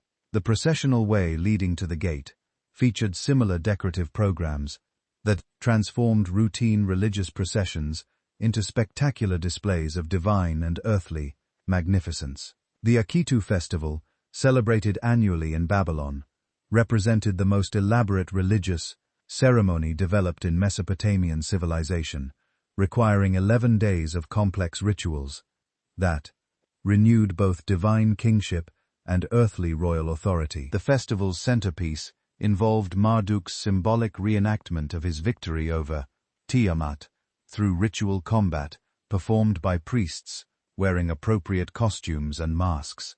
This ceremony reinforced theological teachings about cosmic order while providing spectacular entertainment that attracted visitors from throughout the known world. The humiliation ritual performed by the Babylonian king during Akkad demonstrated the sophisticated balance between divine and royal authority that characterized mature Mesopotamian political theology. The high priest's removal of royal insignia and physical striking of the monarch symbolized the temporary suspension of earthly power while divine authority underwent renewal. The king's declaration of innocence regarding temple maintenance, urban welfare, and military protection provided public accountability for royal performance while acknowledging ultimate dependence on divine favor. Assyrian adaptation of Anunnaki mythology reflected the military empire's distinctive political requirements and cultural preferences while maintaining essential theological continuities with earlier Mesopotamian traditions. The elevation of Ashur from local city deity to supreme national god paralleled Marduk's rise in Babylonian theology, but emphasized martial aspects of divine authority that supported Assyrian imperial ideology. Ashur's identification with the Assyrian state itself created an unprecedented fusion of religious and political identity that distinguished Assyrian civilization from its Mesopotamian predecessors. The theological integration of Ashura within the existing Anunnaki hierarchy required careful negotiation of competing claims to supreme authority that might have created conflicts with established Babylonian religious doctrine. Assyrian theologians resolved this potential problem by emphasizing Ashur's role as military commander of the divine assembly rather than replacing Marduk, cosmic kingship entirely. This arrangement preserved diplomatic relationships with Babylonian religious institutions while asserting Assyrian political supremacy through divine military leadership. Assyrian royal inscriptions consistently portrayed military campaigns as religious wars fought on behalf of Ashura and the Anunnaki against foreign deities who threatened cosmic order. Sargon II's annals describe his conquest of Urartu as punishment for that kingdom's neglect of proper divine worship, while Sennacherib's siege of Jerusalem represented Ashur's judgment against Hezekiah's religious reforms that had eliminated Assyrian cult installations. These theological interpretations transformed political conflicts into cosmic struggles between order and chaos that justified extreme military measures against resistant populations.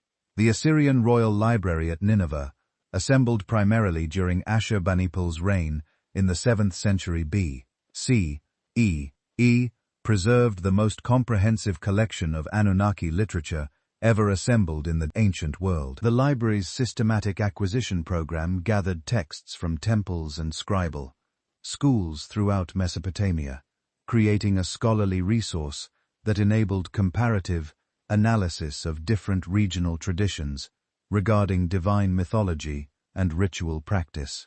This intellectual project reflected Assyrian commitment to preserving Mesopotamian cultural heritage while adapting it to imperial requirements. The standardization of Anunnaki mythology, achieved through Ashurbanipal's library project, created authoritative versions of major compositions that influenced subsequent transmission of Mesopotamian religious literature. Scribes working under royal patronage produced carefully edited copies of epics, hymns, and ritual texts that reconciled variant readings while preserving essential theological content. These standardized texts became the basis for later Neo-Babylonian and Persian period copies that transmitted Mesopotamian religious traditions to subsequent civilizations. Neo-Babylonian revival movements during the 6th century B.C.E. represented conscious attempts to restore authentic Mesopotamian religious traditions that had been modified or neglected during periods of foreign domination. Nebuchadnezzar's massive construction projects in Babylon included complete rebuilding of major temples according to ancient architectural principles preserved in cuneiform archives. These restoration efforts required extensive archaeological investigation of earlier building phases and consultation with traditional texts that documented proper ritual, procedures, and architectural specifications. The scholarly activities sponsored by Neo-Babylonian rulers created unprecedented opportunities for systematic study of Anunnaki traditions through comparison of texts from different periods and regions. Priests working in temple libraries developed sophisticated philological techniques for analyzing variant readings and reconstructing damaged passages in ancient compositions. Their commentaries on classical texts preserved interpretive traditions that explained obscure references and provided theological context for understanding complex mythological narratives. Nabu's elevation to unprecedented prominence during the Neo-Babylonian period reflected the intellectual character of this cultural revival and the importance of scholarly activity in preserving traditional religious knowledge. As patron deity of writing and wisdom, Nabu's cult attracted scribes and scholars whose work maintained continuity with earlier Mesopotamian intellectual traditions while adapting them to contemporary needs. The god's temple at Boripa became a major center for copying and studying ancient texts, with its library rivaling Ashurbanipal's collection in scope and scholarly sophistication. The integration of foreign deities into traditional Anunnaki frameworks during periods of cultural exchange demonstrated the flexibility and adaptability that enabled Mesopotamian religious traditions to survive political upheavals and demographic changes. Persian period texts from Babylon show how Ahura Mazda and other Zoroastrian deities were incorporated into existing divine hierarchies through identification with established Anunnaki, or assignment to specialized roles that complemented traditional functions.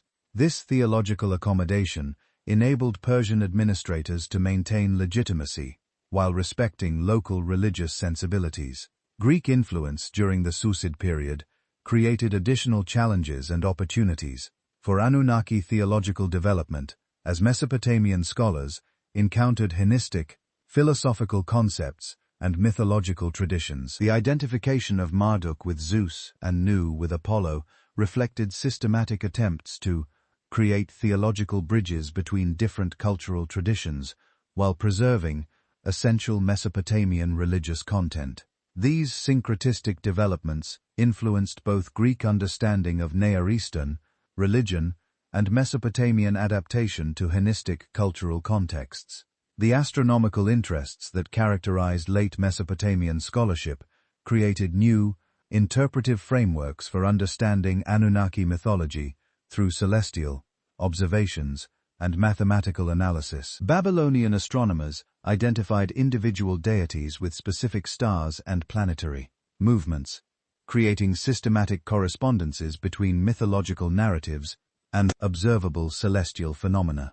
These scientific approaches to religious interpretation influence both indigenous theological development and the transmission of Mesopotamian astronomical knowledge to Greek and later Islamic scholars. The persistence of Anunnaki worship into the Parthian and Sasanian periods demonstrated the deep cultural roots that these religious traditions had developed throughout 3 millennia of continuous practice. Archaeological evidence from sites like Babylon and Europe shows continued temple, maintenance and ritual activity well into the Common Era, with cuneiform texts documenting traditional ceremonies performed for increasingly small communities of practitioners. These late manifestations of ancient traditions preserved essential theological concepts that would influence subsequent religious developments in the region. The gradual transformation of Anunnaki concepts into folk traditions and magical practices reflected the adaptation of sophisticated theological systems to changing social and political circumstances that no longer supported elaborate temple institutions. Incantation texts from the early Islamic period show how individual Anunnaki continued to be invoked for protection and assistance in personal matters.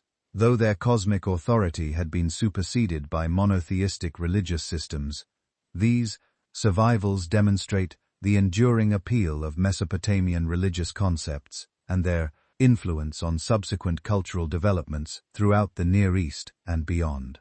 Alexander the Great's conquest of Babylon in 331 BCE marked the beginning of a profound transformation in Anunnaki worship that would fundamentally alter the character of Mesopotamian religious practice over the subsequent Wend. The Macedonian king's initial respect for local religious traditions, demonstrated through his participation in traditional Babylonian coronation ceremonies and his orders to restore damaged temples, created a deceptive continuity that masked the deeper cultural changes his conquest would unleash.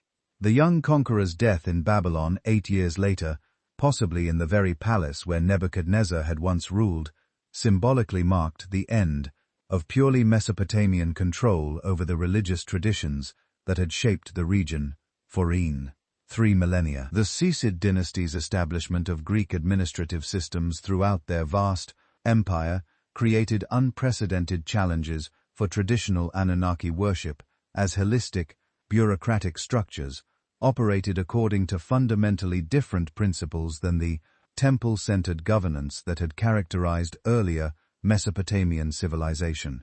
Greek administrators, trained in philosophical traditions that emphasized rational inquiry and systematic classification, approached religious phenomena as subjects for intellectual analysis rather than objects of devotional practice. This analytical perspective, while not necessarily hostile to local traditions, created conceptual frameworks that gradually transformed how educated populations understood divine authority and cosmic order. The foundation of Sukia on the Tigris as a new administrative capital deliberately positioned Greek colonial authority alongside, rather than within, existing Mesopotamian urban centers, creating parallel power structures that competed for resources and population.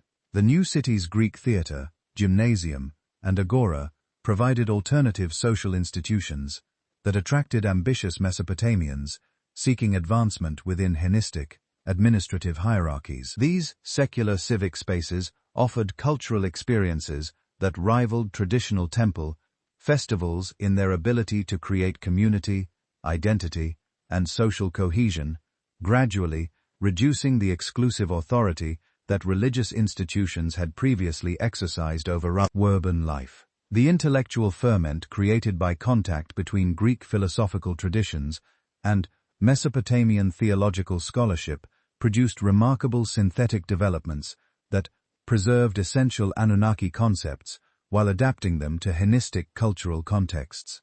Berosus, a Babylonian priest, writing in Greek during the early 3rd century B.C.E., created the most comprehensive attempt to present Mesopotamian religious traditions to Greek audiences through his Babylonia, a 3-volume work that translated ununiform, mythological narratives into Greek literary forms while maintaining their essential theological content.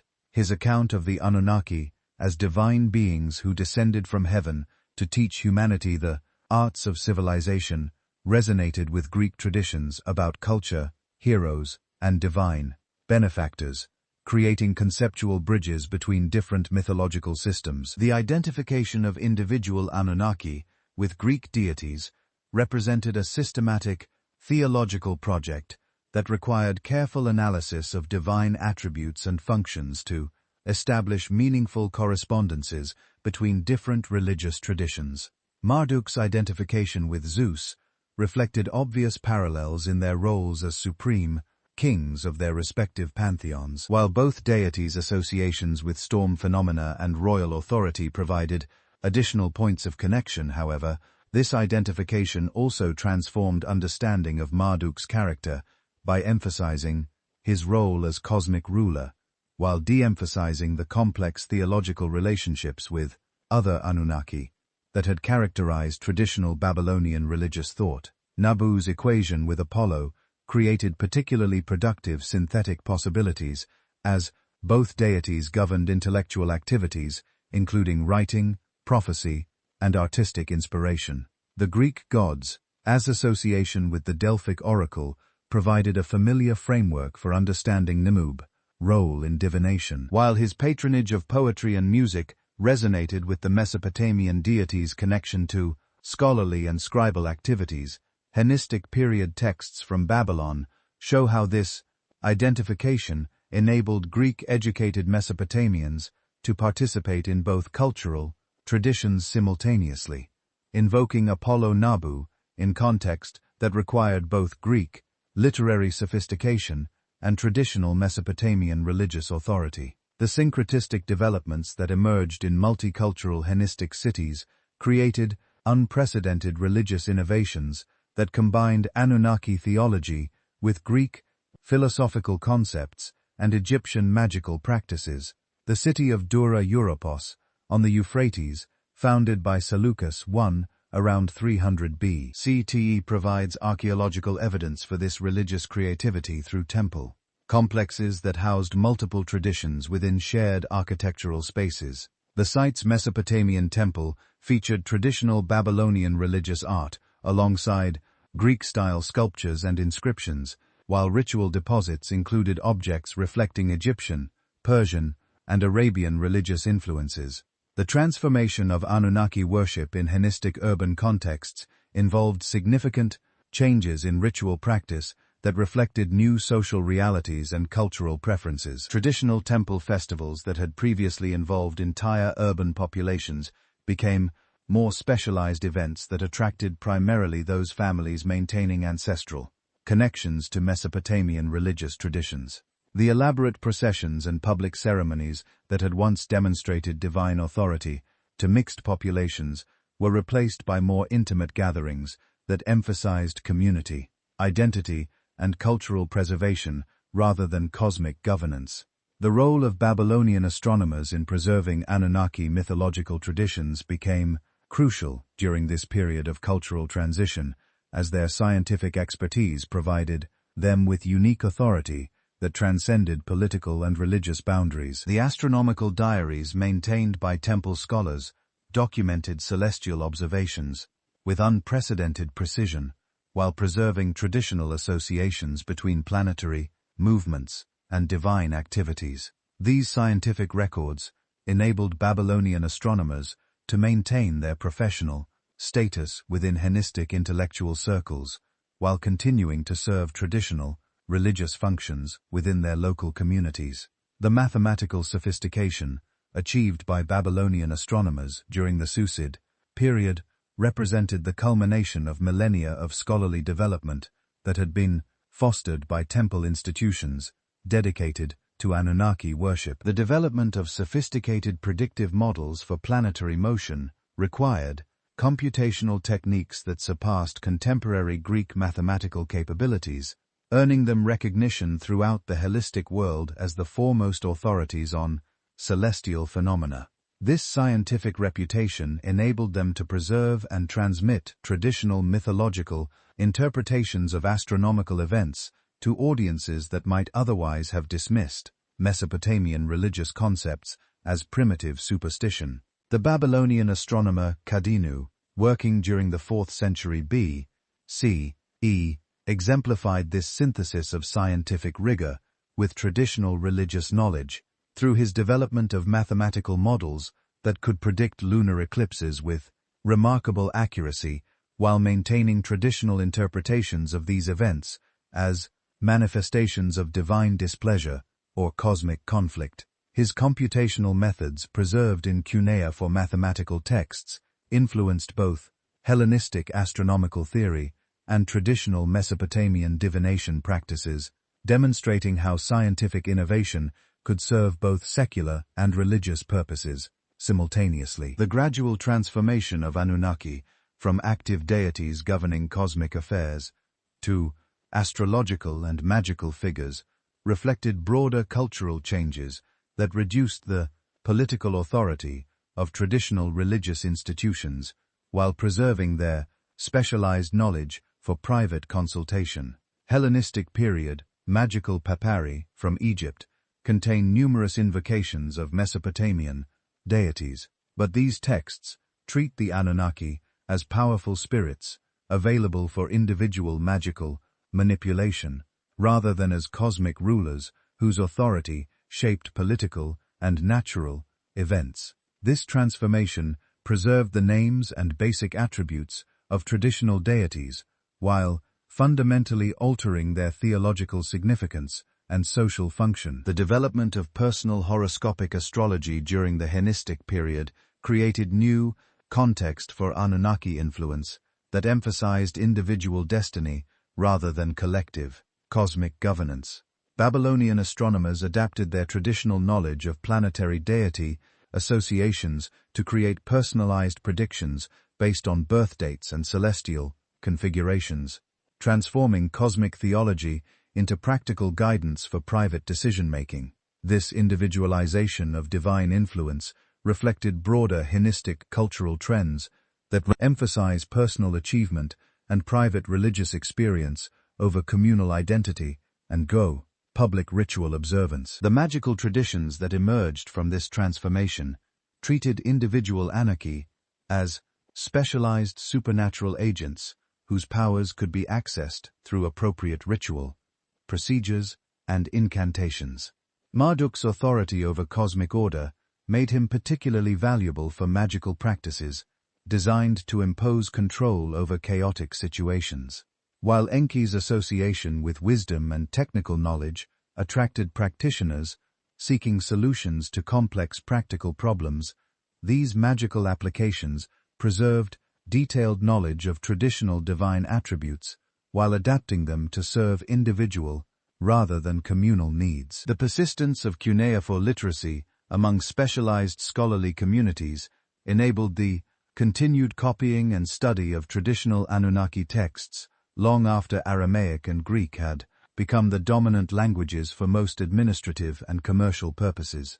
The latest datable uniform tablets from Babylon, produced during the 1st century CE, include copies of classical mythological compositions alongside astronomical and mathematical texts, indicating that traditional religious literature continued to be valued by scholarly communities even as its broader social relevance declined. The influence of Mesopotamian astronomical and astrological knowledge on Hellenistic intellectual culture created indirect channels through which Anunnaki concepts reached Mediterranean audiences that had no direct contact with Mesopotamian religious traditions. Greek astronomical texts incorporated Babylonian computational methods and observational data, while often preserving traditional deity names for planetary bodies and stellar configurations.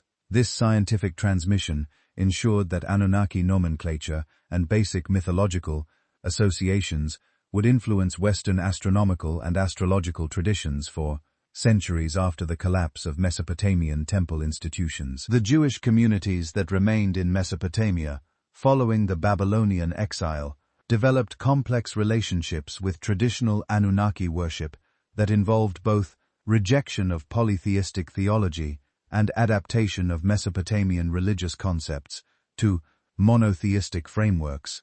The Book of Daniel's references to Babylonian religious practices demonstrate detailed knowledge of temple rituals and divine hierarchies, while apocalyptic literature from this period shows clear influence from Mesopotamian mythological narratives about cosmic conflict and divine judgment. These adaptations preserved essential structural elements of Anunnaki theology, while transforming their theological significance to conform with Jewish monotheistic requirements. The Parthian conquest of Mesopotamia during the 2nd century B.C.E.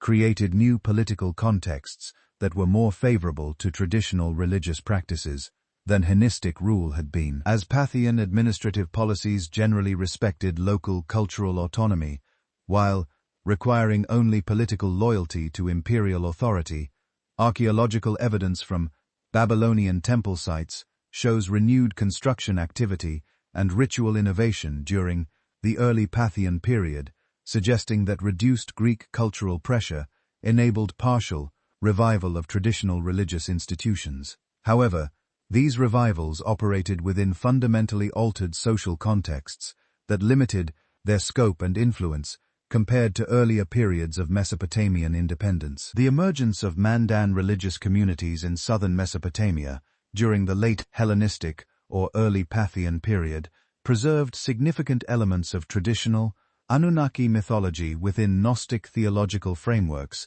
that emphasized esoteric knowledge and spiritual salvation. Mandan texts contain detailed cosmological narratives that show clear relationships to earlier Mesopotamian creation myths, while their ritual practices preserve techniques and terminology that derive from traditional temple liturgies.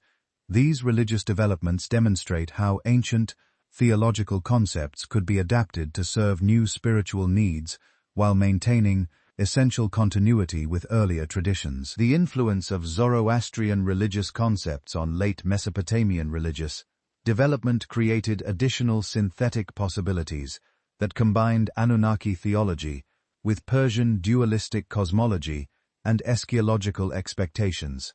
Texts from the Sasanian period show how traditional Mesopotamian deities were incorporated into Zoroastrian cosmic hierarchies as Yazatas, or divine beings serving Ahura Mazda, cosmic authority. This theological accommodation enabled continued veneration of traditional deities within frameworks that satisfied Persian religious requirements while preserving essential elements of Mesopotamian religious identity. The transformation of Anunnaki worship during the Hellenistic era represented more than simple decline or cultural assimilation.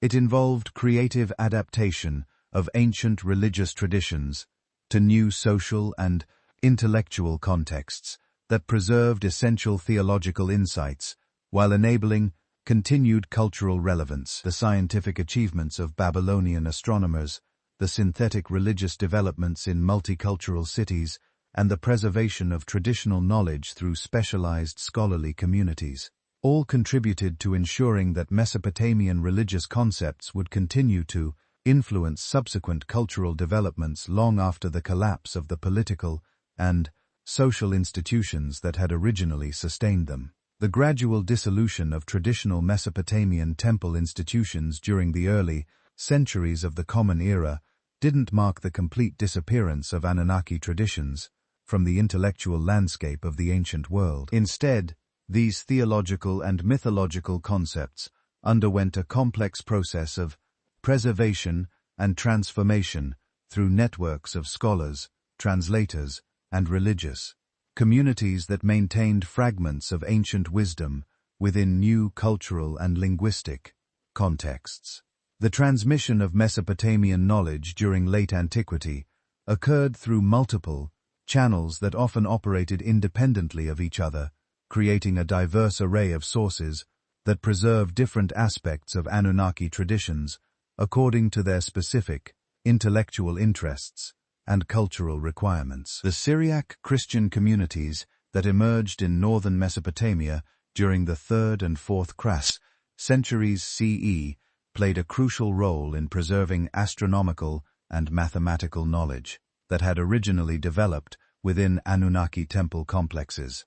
These scholars, working primarily in Edessa, Nis, and other centers of Syriac learning, translated Greek astronomical texts that incorporated Babylonian computational methods, while also maintaining direct access to uniform sources through bilingual scholars who could still read the ancient script. The Syriac translation of Tomi's Almagest, completed during the 6th century, preserved Babylonian star catalogues and planetary theories that contain traditional deity names and mythological associations, ensuring that Anunnaki nomenclature would continue to influence astronomical terminology throughout the medieval period. The scholarly activities of figures like Seus Sebok, working in the monastery of Keshin during the 7th century, demonstrated how Syriac intellectuals maintained sophisticated understanding of Mesopotamian mathematical and astronomical traditions, long after the collapse of the institutional structures that had originally sustained them. Sebok's treatise on the astrolabe included detailed discussions of Babylonian computational methods for calculating planetary positions, while his mathematical works preserved numerical techniques that derived ultimately from Cunea for mathematical texts. His famous reference to Indian numerals as superior to Greek systems reflected comparative analysis that drew on multiple mathematical traditions, including Mesopotamian methods that he accessed through both Greek and Syriac sources. The Mandan religious communities of southern Mesopotamia preserved perhaps the most direct continuity with ancient Anunnaki traditions through their maintenance of ritual practices and mythological narratives that showed clear relationships to earlier Mesopotamian religious literature.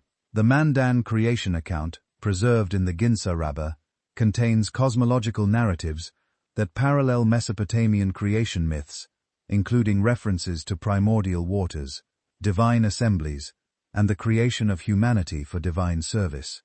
The text description of the Utras, divine beings who govern different aspects of the cosmos, reflects clear structural similarities to Anunnaki hierarchies. While adapting these concepts to serve Mandan theological requirements, emphasizing spiritual salvation and esoteric knowledge, Mandan ritual practices preserve technical terminology and procedural details that derive from ancient Mesopotamian temple liturgies, though adapted to serve different theological purposes. The massacre ceremony performed to ensure the spiritual ascent of deceased souls involved ritual procedures that paralleled ancient Mesopotamian practices while incorporating elements that reflected later Gnostic influences. The priest's use of specific incantations and ritual gestures during these ceremonies preserved traditional techniques for divine communication that had originally developed within Anunnaki temple complexes, demonstrating remarkable continuity across more than a millennium of cultural and political transformation.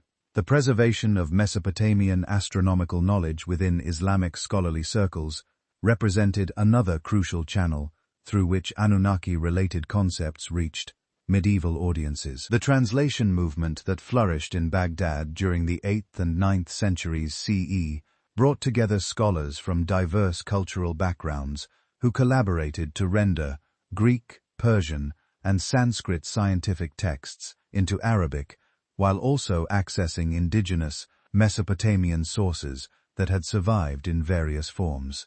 The Banu Musa brothers, working under Abbasid patronage during the 9th century, produced translations of astronomical works that preserved Babylonian star names and constellation mythology, ensuring that traditional Anunnaki associations with celestial phenomena would continue to influence Islamic astronomical literature. The great astronomer al-Battani, working in northern Mesopotamia during the late 9th and early 10th centuries, exemplified the sophisticated synthesis of diverse astronomical traditions that characterized Islamic scientific culture.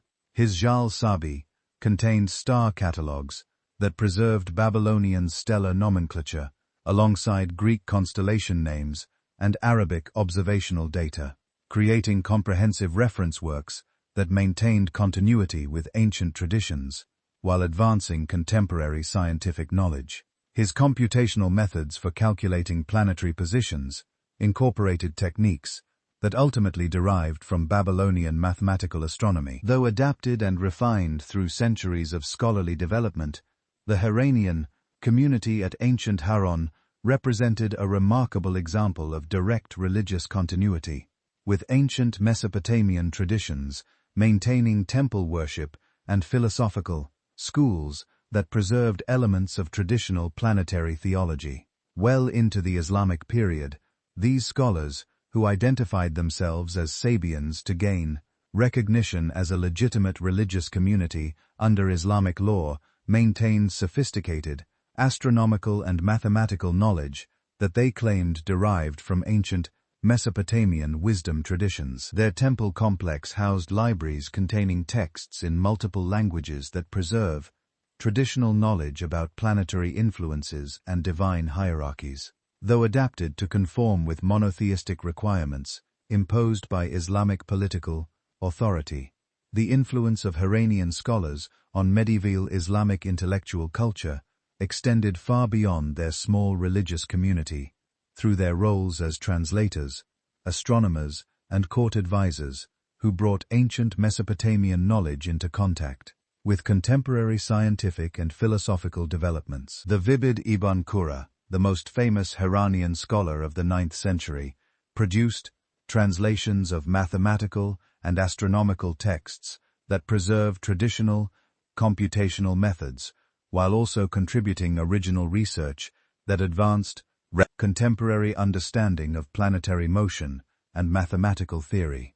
His work on the precession of the equinoxes incorporated observational data that derived ultimately from Babylonian astronomical records, demonstrating how ancient knowledge could contribute to contemporary scientific advancement. The preservation of Mesopotamian medical knowledge within Islamic scholarly circles created another channel through which traditional wisdom associated with Anunnaki temple medicine reached medieval audiences. The translation of Greek medical texts that incorporated earlier Mesopotamian pharmaceutical knowledge ensured that traditional remedies and diagnostic techniques would continue to influence medical practice throughout the Islamic tech world. The works of Hunayn and other translators preserve detailed knowledge of plant-based medicines and surgical procedures that had originally developed within temple medical schools, though adapted to serve the needs of Islamic urban populations rather than traditional religious communities. The magical and astrological traditions that emerged within medieval Islamic culture incorporated significant elements derived from ancient Mesopotamian religious practices, though transformed to serve individual rather than communal purposes. The Jat al-Hakim, attributed to the Cordoban scholar Maslama al-Majriti, contained detailed instructions for invoking planetary spirits that showed clear relationships to traditional Anunnaki worship, including specific ritual procedures and incantations that preserved ancient terminology and symbolic associations. These magical texts treated traditional deities as powerful spiritual entities that could be contacted through appropriate ritual procedures, maintaining essential elements of ancient religious practice, while adapting them to serve private, rather than public purposes. The influence of Mesopotamian astrological traditions on medieval, Islamic, and Christian cultures operated through multiple channels that preserve different aspects of traditional knowledge according to their specific cultural requirements. The Kitab al-Uluf by Abu Masha al-Bali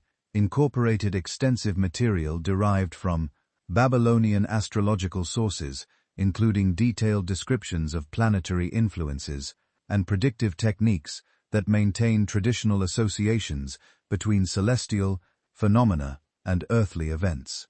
His work influenced both Islamic and Latin astrological traditions, ensuring that Mesopotamian concepts would continue to shape medieval understanding of cosmic influences on human affairs.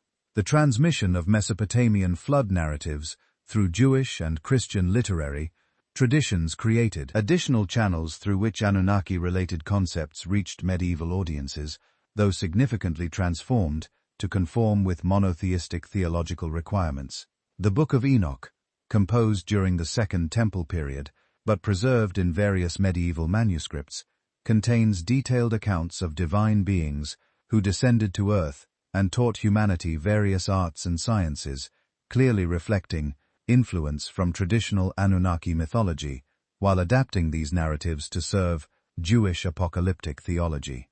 The text description of the Watchers and their interactions with humanity preserved structural elements of ancient Mesopotamian divine-human relationships, while transforming their theological significance. Medieval Christian chronographic traditions preserved fragments of Mesopotamian, historical, and mythological narratives through their incorporation of material derived, ultimately, from Berosus and other Hellenistic sources that had attempted to present Babylonian traditions to Greek audiences.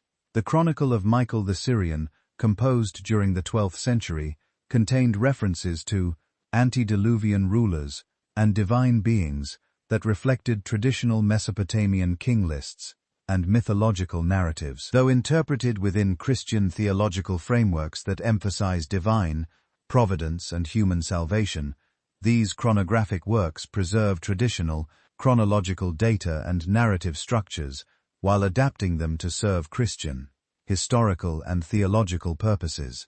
Part 11. The influence of Mesopotamian architectural and artistic traditions on medieval Islamic, religious, and secular buildings created visual channels through which traditional symbolic associations continued to influence cultural expression.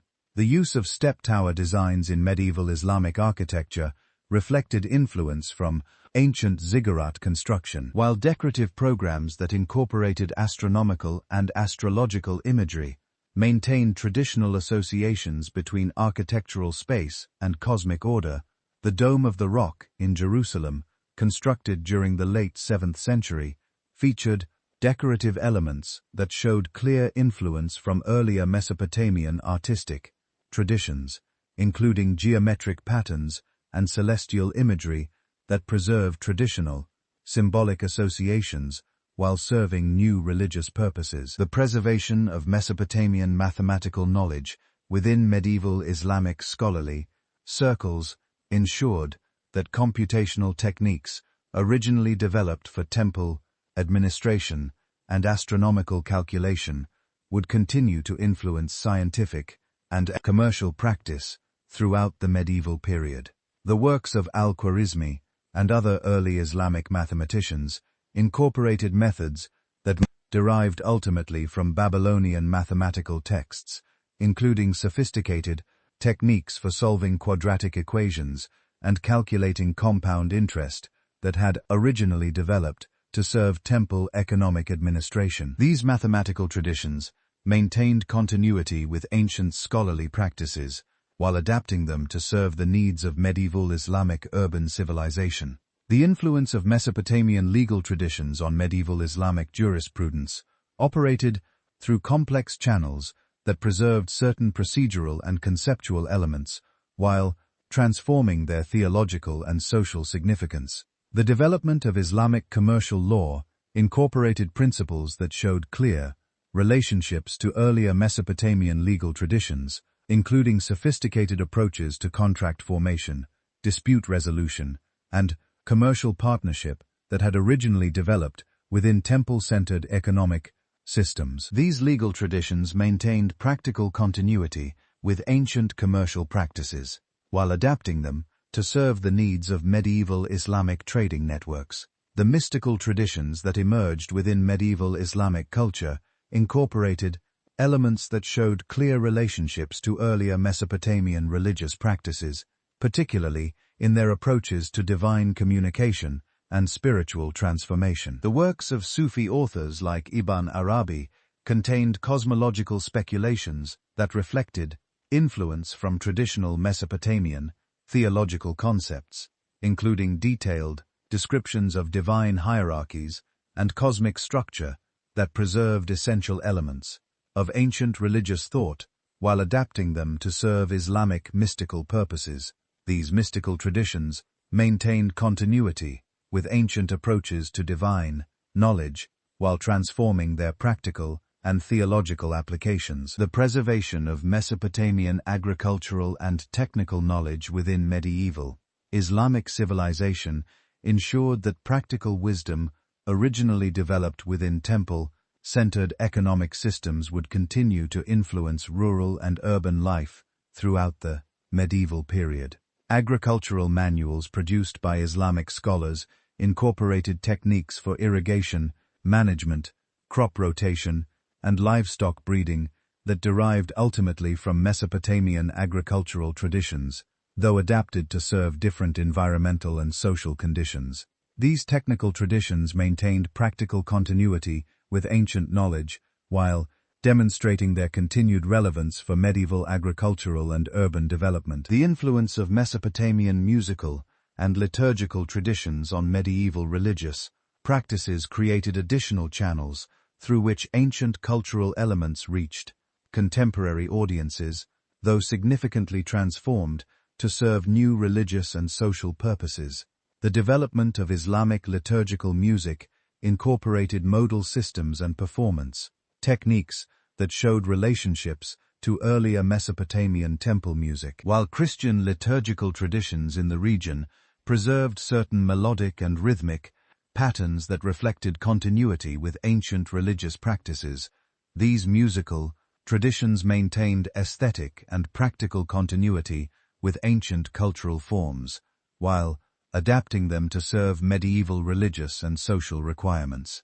The systematic recovery of Anunnaki source materials began with the monumental breakthrough achieved by Georg Friedrich Grottoend in 1802, when the German philologists successfully deciphered the first cuneiform characters from Old Persian inscriptions at Pepilolis. Working with copies of trilingual inscriptions that included Old Persian, Elilamite, and Babylonian versions of the same royal proclamations, Grottoend applied comparative linguistic methods to identify recurring royal names and titles, establishing the foundation for all subsequent ununiform studies. His initial success with Old Persian provided the key to unlocking Akkadian and eventually Sumerian, opening access to the vast corpus of Mesopotamian literature that had remained silent for over a millennium. The decipherment process accelerated dramatically through the competitive efforts of Henry Rowlandson, who spent years suspended on ropes copying the massive trilingual inscription of Darius I, carved into the cliff face at Bastan in western Iran. Rowlandson's meticulous work during the 1840s provided scholars with extensive bilingual texts that enabled systematic comparison between known Old Persian words and their Akkadian equivalents. His publication of accurate copies of the Behest inscription in 1851 gave European scholars the extensive parallel texts necessary for establishing grammatical rules and vocabulary lists that would make possible the reading of, quote, monolingual Akkadian and Sumerian texts. The British Museum's acquisition of Austin Henry Leard's discoveries from Nineveh transformed European understanding of ancient Mesopotamian civilization and provided the first substantial collection of ununiform tablets containing mythological and religious texts. Leard's excavations at Kuyanjik the site of ancient Nineveh between 1845 and 1851, uncovered the palace library of Ashurbanipal, containing over 30,000 cuneiform tablets and fragments that represented the most comprehensive collection of Mesopotamian literature ever assembled in antiquity. The library's systematic organization, with texts arranged by subject matter and cross-referenced through detailed catalogues, provided modern scholars with unprecedented access to the full range of Mesopotamian intellectual achievement. George Smith's dramatic announcement in 1872 that he had discovered an account of the biblical flood among the Nineveh tablets created an international sensation and demonstrated the immediate relevance of ununiform studies for understanding ancient history and religious traditions. Smith's identification of the flood narrative within what would later be recognized as the Epic of Gilgamesh marked the first recovery of a complete Anunnaki-related mythological composition, providing concrete evidence for these sophisticated theological and literary traditions that had developed in ancient Mesopotamia. His public lecture to the Society of Biblical Archaeology drew overflow crowds and newspaper coverage that brought uniform scholarship to popular attention for the first time. The subsequent identification of multiple flood accounts, including the more complete version preserved in the Atrahasis epic, revealed the central importance of divine judgment narratives within Mesopotamian religious thought, and provided scholars with detailed information about Anunnaki theology and cosmic governance. Smith's continued work on the Nineveh tablets yielded additional mythological compositions, including creation accounts and divine genealogies that illuminated the complex relationships between different members of the Anunnaki pantheon. His premature death in 1876, while searching for additional flood tablet fragments in Syria, represented a significant loss to the emerging field of Assyriology. But his discoveries had already established the fundamental importance of Mesopotamian literature for understanding ancient religious and cultural development. The German excavations at Babylon, initiated by Robert Coldy in 1899 and continuing for 18 years, provided the first systematic archaeological investigation of a major Mesopotamian religious center and yielded extensive architectural and textual evidence for Anunnaki worship practices. Coldway's meticulous documentation of the Ishtar Gate, the processional way, and the foundations of the great Ziggurat-Etani revealed the massive scale of resources devoted to divine service and the sophisticated engineering techniques employed in temple construction. The excavation's recovery of thousands of ununiform tablets from residential and commercial contexts demonstrated how deeply religious concepts penetrated daily life in Babylonian society. The discovery of the Enuma Elishish creation epic among the Babylon tablets provided scholars with the most comprehensive account of Marduk's rise to supreme authority within the Anunnaki hierarchy, and revealed the sophisticated theological arguments that Babylonian scholars had developed to justify their city's political dominance. The epic's detailed description of primordial chaos, divine conflict, and cosmic organization offered unprecedented insight into Mesopotamian cosmological thinking, while demonstrating the literary sophistication that characterized mature Babylonian religious composition. The text's 7 tablets, each containing approximately 150 lines of carefully structured poetry, represented one of the longest and most complex literary works recovered from ancient Mesopotamia. Leonard Woolley's excavations, at between 1922 and 1934, revolutionized understanding of early Mesopotamian civilization and provided dramatic evidence for the wealth and sophistication of Sumerian religious institutions. The discovery of the royal cemetery, with its elaborate burial goods and evidence for human sacrifice accompanying royal interments, demonstrated the extraordinary resources that early Mesopotamian societies devoted to ensuring proper relationships between earthly rulers and divine authorities.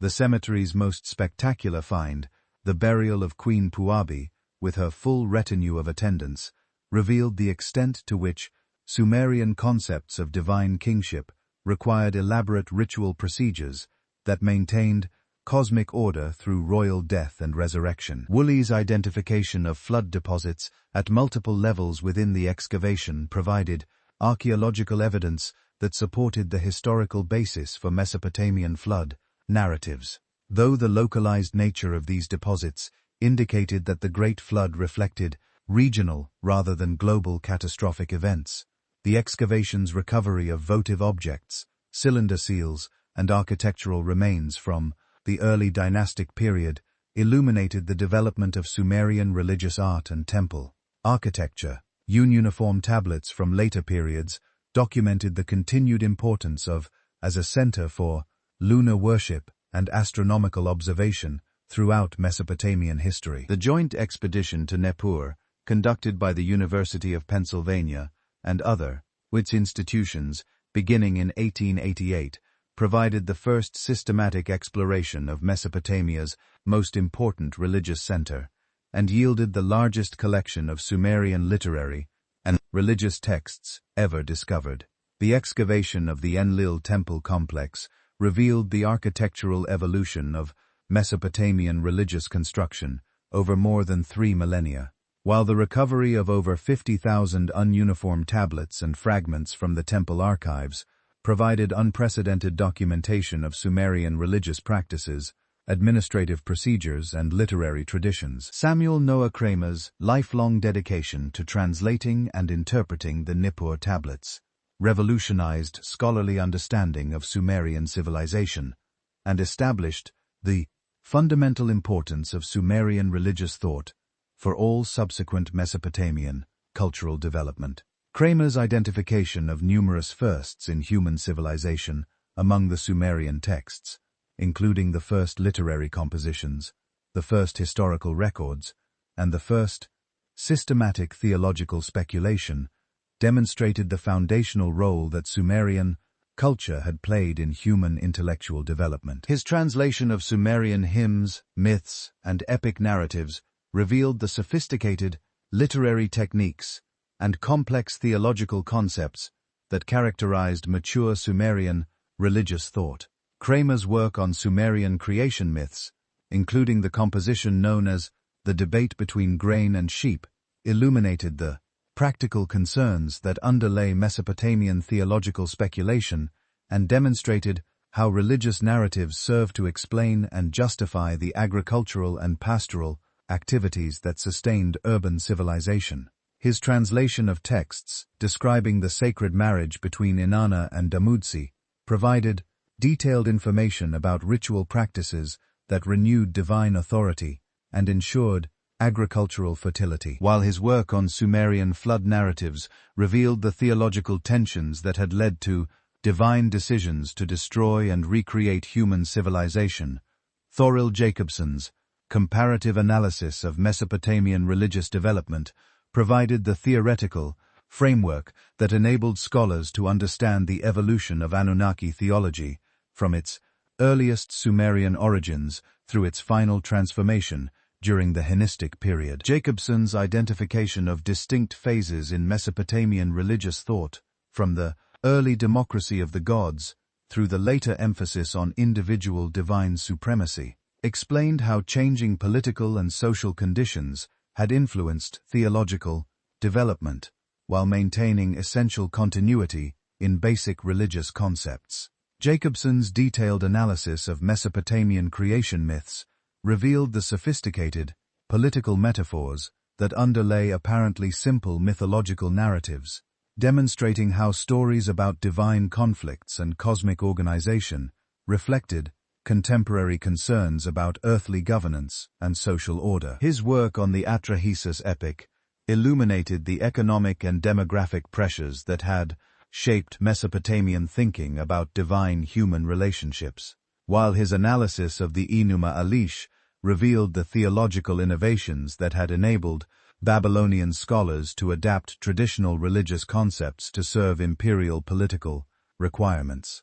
The discovery of the library at Sultanepe in southeastern Turkey during excavations conducted by Satan Lloyd and Nuri Gukay in the 1950s, provided scholars with additional copies of major Mesopotamian literary works and revealed the extent to which traditional religious texts had been preserved and studied in provincial centers throughout the Assyrian Empire. The library's collection of canonical literary works, including multiple copies of the Gilgamesh epic and various Anunnaki hymns, demonstrated the systematic efforts that Assyrian scholars had made to preserve and standardize Mesopotamian religious literature.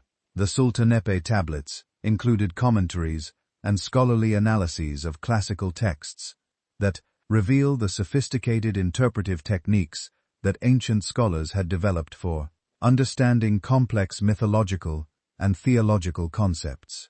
These commentaries provided modern scholars with ancient explanations of obscure references and technical terminology, enabling more accurate translation and interpretation of difficult passages in major literary works. The library's preservation of both canonical texts and scholarly commentaries demonstrated the continuity of intellectual tradition that had maintained Mesopotamian religious and literary culture across multiple centuries of political upheaval. French excavations at Mari, conducted by André Parrot, beginning in 1933, uncovered a major administrative center from the Old Babylonian period and provided extensive documentation of religious practices and political relationships during a crucial period of Mesopotamian history. The palace archives at Mari contained over 25,000 ununiform tablets that documented diplomatic correspondence, administrative procedures, and religious activities that illuminated the practical operation of divine kingship and temple administration during the early 2nd millennium B.C.E. The Mari letters included detailed accounts of prophetic activities and divine communication that revealed how Mesopotamian rulers maintained relationships with patron deities and sought divine guidance for political and military decisions. These texts provided concrete evidence for the practical operation of theological concepts that had previously been known primarily through literary and mythological sources, demonstrating how beliefs about divine authority translated into actual political and administrative procedures. The recovery of Akkadian literary texts from various sites throughout Mesopotamia enabled scholars to trace the development of Anunnaki mythology through different periods and regions, revealing both continuity and innovation in religious thought across more than 2 millennia. The identification of multiple versions of major compositions, including various reenactments of the Gilgamesh epic and different traditions regarding creation and flood narratives, demonstrated the dynamic character of Mesopotamian religious literature and the ongoing efforts that ancient scholars had made to adapt traditional stories to contemporary concerns. Archaeological investigations at Eridu, conducted by Fuad Safar and Satan Lloyd during the 1940s and 1950s, provided crucial evidence for the earliest development of Mesopotamian religious architecture and confirmed the site's traditional identification as the first city established by the gods. The excavation revealed 17 successive temple levels, dating from the Ubaid period through the Neo-Babylonian era, documenting the continuous religious significance of the site over more than 4 millennia. The earliest temple levels showed sophisticated architectural planning that established design principles later adopted throughout Mesopotamia, while votive objects and architectural features demonstrated the early development of religious concepts that would later be elaborated in complex theological systems. The continuing discovery and publication of ununiform texts from museum collections and new excavations has provided scholars with an ever-expanding corpus of primary sources for understanding Anunnaki theology and Mesopotamian religious practices. Major text editions, including the ongoing Chicago Assyrian Dictionary Project and the Dunn, Pennsylvania Sumerian Dictionary, have made possible increasingly sophisticated analysis of religious terminology and theological concepts, while improved understanding of Mesopotamian historical development has enabled more accurate contextualization of religious texts within their original cultural and political settings. Modern archaeological techniques, including satellite imagery, ground-penetrating radar, and systematic surface survey, have identified hundreds of previously unknown Mesopotamian sites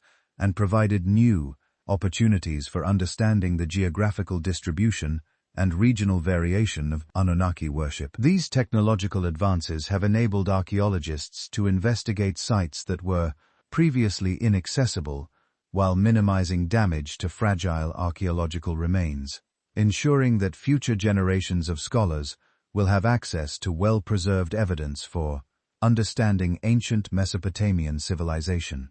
The integration of archaeological evidence with textual sources has created increasingly sophisticated understanding of how Anunnaki theology developed within specific historical and cultural contexts. While comparative analysis with other ancient Near Eastern religious traditions has illuminated the distinctive characteristics of Mesopotamian religious thought, this multidisciplinary approach has revealed the complexity and sophistication of ancient Mesopotamian civilization, while demonstrating its fundamental importance for understanding the development of human religious and intellectual culture. The systematic recovery of Mesopotamian textual and archaeological evidence throughout the 19th and 20th centuries established a solid academic foundation for understanding the historical role of the Anunnaki within ancient Near Eastern civilization. Contemporary scholarly consensus recognizes these deities as central figures in the world's earliest urban religious systems, representing sophisticated theological concepts that governed cosmic order, political legitimacy, and social organization throughout 3 millennia of Mesopotamian history. Leading Assyriologists including Jeremy Black, Andrew George, and Mark Vannerup have demonstrated through careful textual analysis and archaeological correlation that the Anunnaki functioned as administrative deities whose authority encompassed both celestial phenomena and terrestrial governance, creating integrated systems of divine kingship that sustained the world's first complex urban societies. Modern academic interpretation emphasizes the Anunnaki's role as patron deities of specific city-states, with individual gods like Enlil at Nippur, Marduk at Babylon, and Inanna at Uruk, serving as divine rulers whose earthly temples functioned as comprehensive administrative centers, managing agricultural production, craft specialization, and long-distance trade networks. Archaeological evidence from sites like Geru, Nippur, and reveals the massive economic infrastructure required to support these religious institutions, with temple complexes employing thousands of workers and controlling vast agricultural estates that generated the surplus wealth necessary for monumental construction projects and elaborate ritual cycles. The theological sophistication of Anunnaki worship emerges clearly from comparative analysis of creation myths, flood narratives, and divine genealogies preserved in cuneiform literature, spanning from early dynastic Sumerian compositions through Neo-Ablonian scholarly commentaries. These texts reveal systematic theological thinking that addressed fundamental questions about cosmic origins, divine authority, human purpose, and moral order through complex, mythological narratives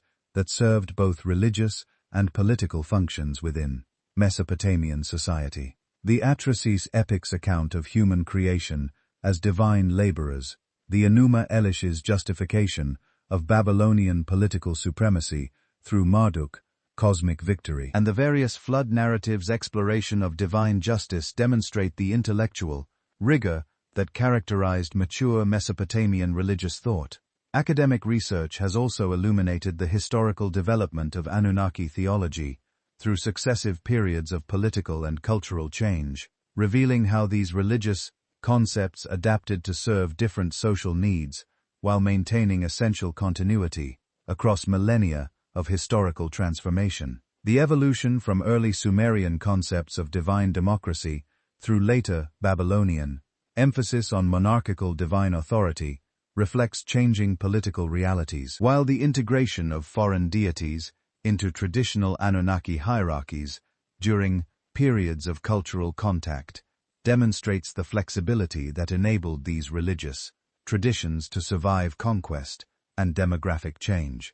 However, the academic understanding of the Anunnaki as historical religious phenomena has been overshadowed in popular culture by alternative interpretations that treat these deities as extraterrestrial visitors who influenced early human civilization through advanced technology and genetic manipulation. These theories, popularized primarily through the works of authors like Zecharia Sitchin, Erich von Däniken, and more recently the Ancient Aliens television programming, proposed that Sumerian texts describing divine activities should be understood as literal accounts of alien intervention rather than mythological narratives expressing religious and political concepts.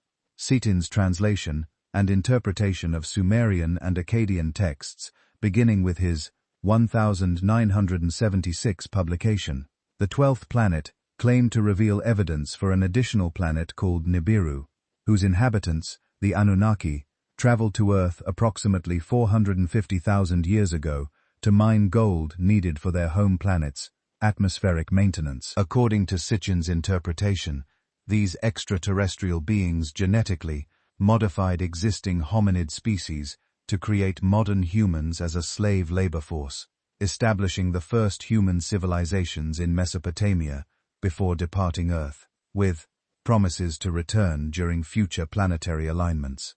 Sitchin's theories gained substantial popular following through their presentation, accessible language that promised to reveal hidden truths about human origins, while explaining the rapid development of civilization in ancient Mesopotamia. His interpretation of cuneiform texts emphasized passages describing divine beings descending from heaven, teaching humans various technologies and possessing powers that seem to exceed normal human capabilities. The author's background in economics and journalism, combined with his claimed expertise in ancient languages, lent apparent credibility to his interpretations among audiences lacking specialized knowledge of Mesopotamian studies. The ancient astronaut hypothesis expanded beyond Sitchin's specific interpretations through the work of authors like von Däniken, whose Chariots of the Gods proposed that various ancient monuments and artifacts worldwide provided evidence for extraterrestrial visitation. Von Däniken's approach emphasized visual evidence, including architectural achievements that seemed to exceed ancient technological capabilities, artistic representations that resembled modern aircraft or astronauts, and mythological narratives from multiple cultures describing divine beings with advanced powers and technologies. The popularity of these alternative theories reflects broader cultural fascination with extraterrestrial life and dissatisfaction with conventional academic explanations for the rapid development of human civilization during the Neolithic Revolution. The ancient astronaut hypothesis offers seemingly simple solutions to complex historical questions, while appealing to contemporary scientific concepts about space travel and genetic engineering that make alien intervention appear plausible within modern technological frameworks. Professional Assyologists and archaeologists have consistently rejected these alternative interpretations through detailed analysis of the linguistic, archaeological, and historical evidence that contradicts extraterrestrial visitation theories. Michael Heiser's comprehensive critique of Sitchin's translations in The Unseen Realm demonstrates numerous errors in uniform reading and interpretation that undermine the foundation for ancient astronaut claims. While Irving Finkel's analysis of Mesopotamian flood narratives in the Ark before Noah reveals the complex literary and theological development that produced these compositions over centuries of cultural evolution, the archaeological record provides no evidence for the advanced technologies that would have been necessary for interplanetary travel during ancient periods. While the gradual development of Mesopotamian civilization through successive cultural phases contradicts claims about sudden technological advancement through alien intervention. Excavations at sites like Telasan Cho Marami and early Uruk reveal the incremental development of agricultural techniques, craft specialization, and urban organization that produced the complex societies documented in later historical periods. Despite academic rejection, ancient astronaut theories have profoundly influenced popular culture through their incorporation into science fiction, literature, television programming, and internet-based alternative history communities. The History Channel's Ancient Aliens series, which has produced over 200 episodes since 2009, presents these theories as legitimate scientific hypotheses worthy of serious consideration. Featuring interviews with proponents, alongside dramatic reenactments and computer-narrated imagery that creates compelling visual narratives supporting extraterrestrial interpretation of ancient evidence. The series format typically presents conventional archaeological and historical evidence, alongside alternative interpretations that emphasize unexplained aspects of ancient achievements, creating false equivalences between established scholarly consensus and speculative theories lacking empirical support. This presentation strategy appeals to audiences skeptical of academic authority, while satisfying entertainment preferences for dramatic narratives that promise revolutionary revelations about human history and cosmic significance. The influence of Anunnaki concepts on contemporary literature and speculative fiction extends far beyond ancient astronaut theories through their incorporation into fantasy and science fiction narratives that draw inspiration from Mesopotamian mythology. While adapting these concepts to serve modern storytelling purposes, authors like Neil Gaiman in American Gods and Kim Stanley Robinson in The Years of Rice and Salt have incorporated Mesopotamian deities into complex narratives exploring themes of cultural change, religious evolution, and human adaptation to technological advancement. The video game industry has particularly embraced Mesopotamian mythological concepts through games like Assassin's Creed and Civilization that allow players to interact with historical civilizations while incorporating fantastical elements derived from ancient religious traditions. These interactive media create immersive experiences that introduce players to Mesopotamian cultural concepts while transforming them into entertainment content that may bear little resemblance to their original historical contexts. Contemporary neo-pagan and reconstructionist religious movements have attempted to revive authentic Mesopotamian religious practices through careful study of cuneiform sources and archaeological evidence, creating modern religious communities that honor traditional Anunnaki, while adapting ancient practices to contemporary social and legal contexts.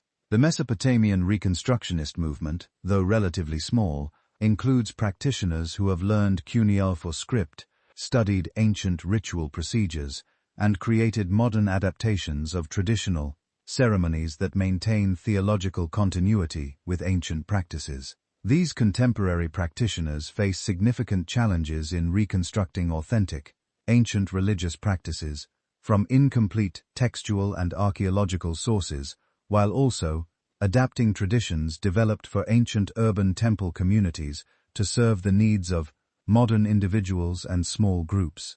The absence of continuous traditional transmission requires modern practitioners to rely on scholarly interpretations of ancient sources, creating religious practices that may differ substantially from their ancient predecessors, despite sincere attempts at historical accuracy. The Sumerian Mesopotamian Orthodox Temple movement, established by practitioners seeking to create authentic reconstructions of ancient religious traditions, has developed ritual practices based on careful study of ununiform liturgical texts and archaeological evidence for temple procedures. These groups typically emphasize historical accuracy over contemporary spiritual needs, creating religious practices that prioritize authenticity to ancient sources. Even when this creates practical difficulties for modern practitioners, other contemporary groups have adopted more flexible approaches that honor Mesopotamian deities while incorporating modern spiritual concepts and practices that address contemporary religious needs. These syncretic movements may combine Anunnaki worship with elements from other ancient traditions, modern witchcraft practices, or New Age spirituality, creating religious systems that draw inspiration from Mesopotamian sources while serving the spiritual needs of modern practitioners. The academic study of these contemporary religious movements has revealed the complex relationship between historical scholarship and modern spiritual practice, with Reconstructionist groups serving as both consumers and critics of academic research on ancient Mesopotamian religion. These practitioners often possess sophisticated knowledge of ununiform sources and archaeological evidence that enables them to engage critically with scholarly interpretations while developing their own understanding of ancient religious concepts and practices. The influence of Anunnaki concepts on contemporary culture extends beyond explicit religious or alternative history movements through their incorporation into broader cultural narratives about human origins, technological development, and cosmic significance. The themes of divine creation, technological advancement, and moral judgment that characterize Mesopotamian mythology continue to resonate with modern audiences through their appearance in science fiction, fantasy literature, and popular philosophy that addresses fundamental questions about human nature and destiny. The digital age has created new opportunities for preserving and disseminating knowledge about Anunnaki traditions through online databases, digital archives, and interactive educational resources that make ununiform texts and archaeological evidence accessible to global audiences. Projects like the Ununiform Digital Library Initiative and the Open, Richly Annotated Ununiform Corpus provide scholars and interested individuals with access to thousands of primary sources that were previously available only to specialists with access to major research libraries. These digital resources have democratized access to Mesopotamian source materials while also creating new challenges for distinguishing between accurate scholarly information and alternative interpretations that may lack empirical support. The Internet's capacity for rapid information dissemination has enabled both academic, research, and pseudo-scientific theories to reach global audiences simultaneously, requiring users to develop critical evaluation skills for assessing the reliability of different sources and interpretations. The contemporary legacy of Anunnaki traditions thus encompasses multiple parallel streams of interpretation, an application that serve different cultural functions within modern society. Academic scholarship continues to refine understanding of these deities' historical roles within ancient Mesopotamian civilization, while alternative theories provide entertainment and speculative frameworks for understanding human origins.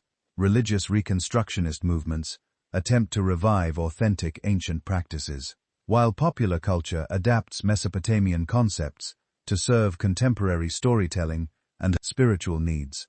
The enduring appeal of Anunnaki concepts across these diverse contemporary applications demonstrates the fundamental importance of the questions that these ancient traditions addressed regarding cosmic order, divine authority, human purpose, and moral responsibility. Whether approached as historical phenomena worthy of scholarly investigation, extraterrestrial visitors offering solutions to cosmic mysteries, or divine beings deserving contemporary worship, the Anunnaki continue to provide frameworks for understanding humanity's place within larger cosmic and historical contexts. The scholarly consensus regarding the Anunnaki as sophisticated theological concepts developed within the world's earliest urban civilizations provides the most reliable foundation for understanding their historical significance and continuing relevance. These deities represented humanity's first systematic attempts to understand cosmic order, political authority, and moral responsibility through complex mythological narratives that integrated religious, political, and practical concerns within comprehensive worldviews that sustained urban civilization for over 3 millennia. The preservation of Anunnaki traditions, through ununiform literature and archaeological remains, ensures that these ancient concepts will continue to influence human understanding of religious, political, and cultural development, regardless of how contemporary interpreters choose to understand their ultimate significance. The careful work of scholars who have recovered, translated, and interpreted these sources provides future generations with access to humanity's earliest systematic theological and philosophical thinking, demonstrating both the continuity and creativity that have characterized human intellectual development throughout recorded history. The Anunnaki's journey from active deities governing ancient Mesopotamian city-states to subjects of contemporary academic study, popular speculation, and religious revival illustrates the complex processes through which ancient cultural traditions adapt to serve new social and intellectual needs while maintaining essential continuity with their historical origins. Their continuing presence in modern discourse, whether through scholarly analysis, alternative theories, or contemporary religious practice, testifies to the enduring power of the fundamental questions about human existence, cosmic order, and divine authority that these ancient traditions first systematically addressed over 5,000 years ago.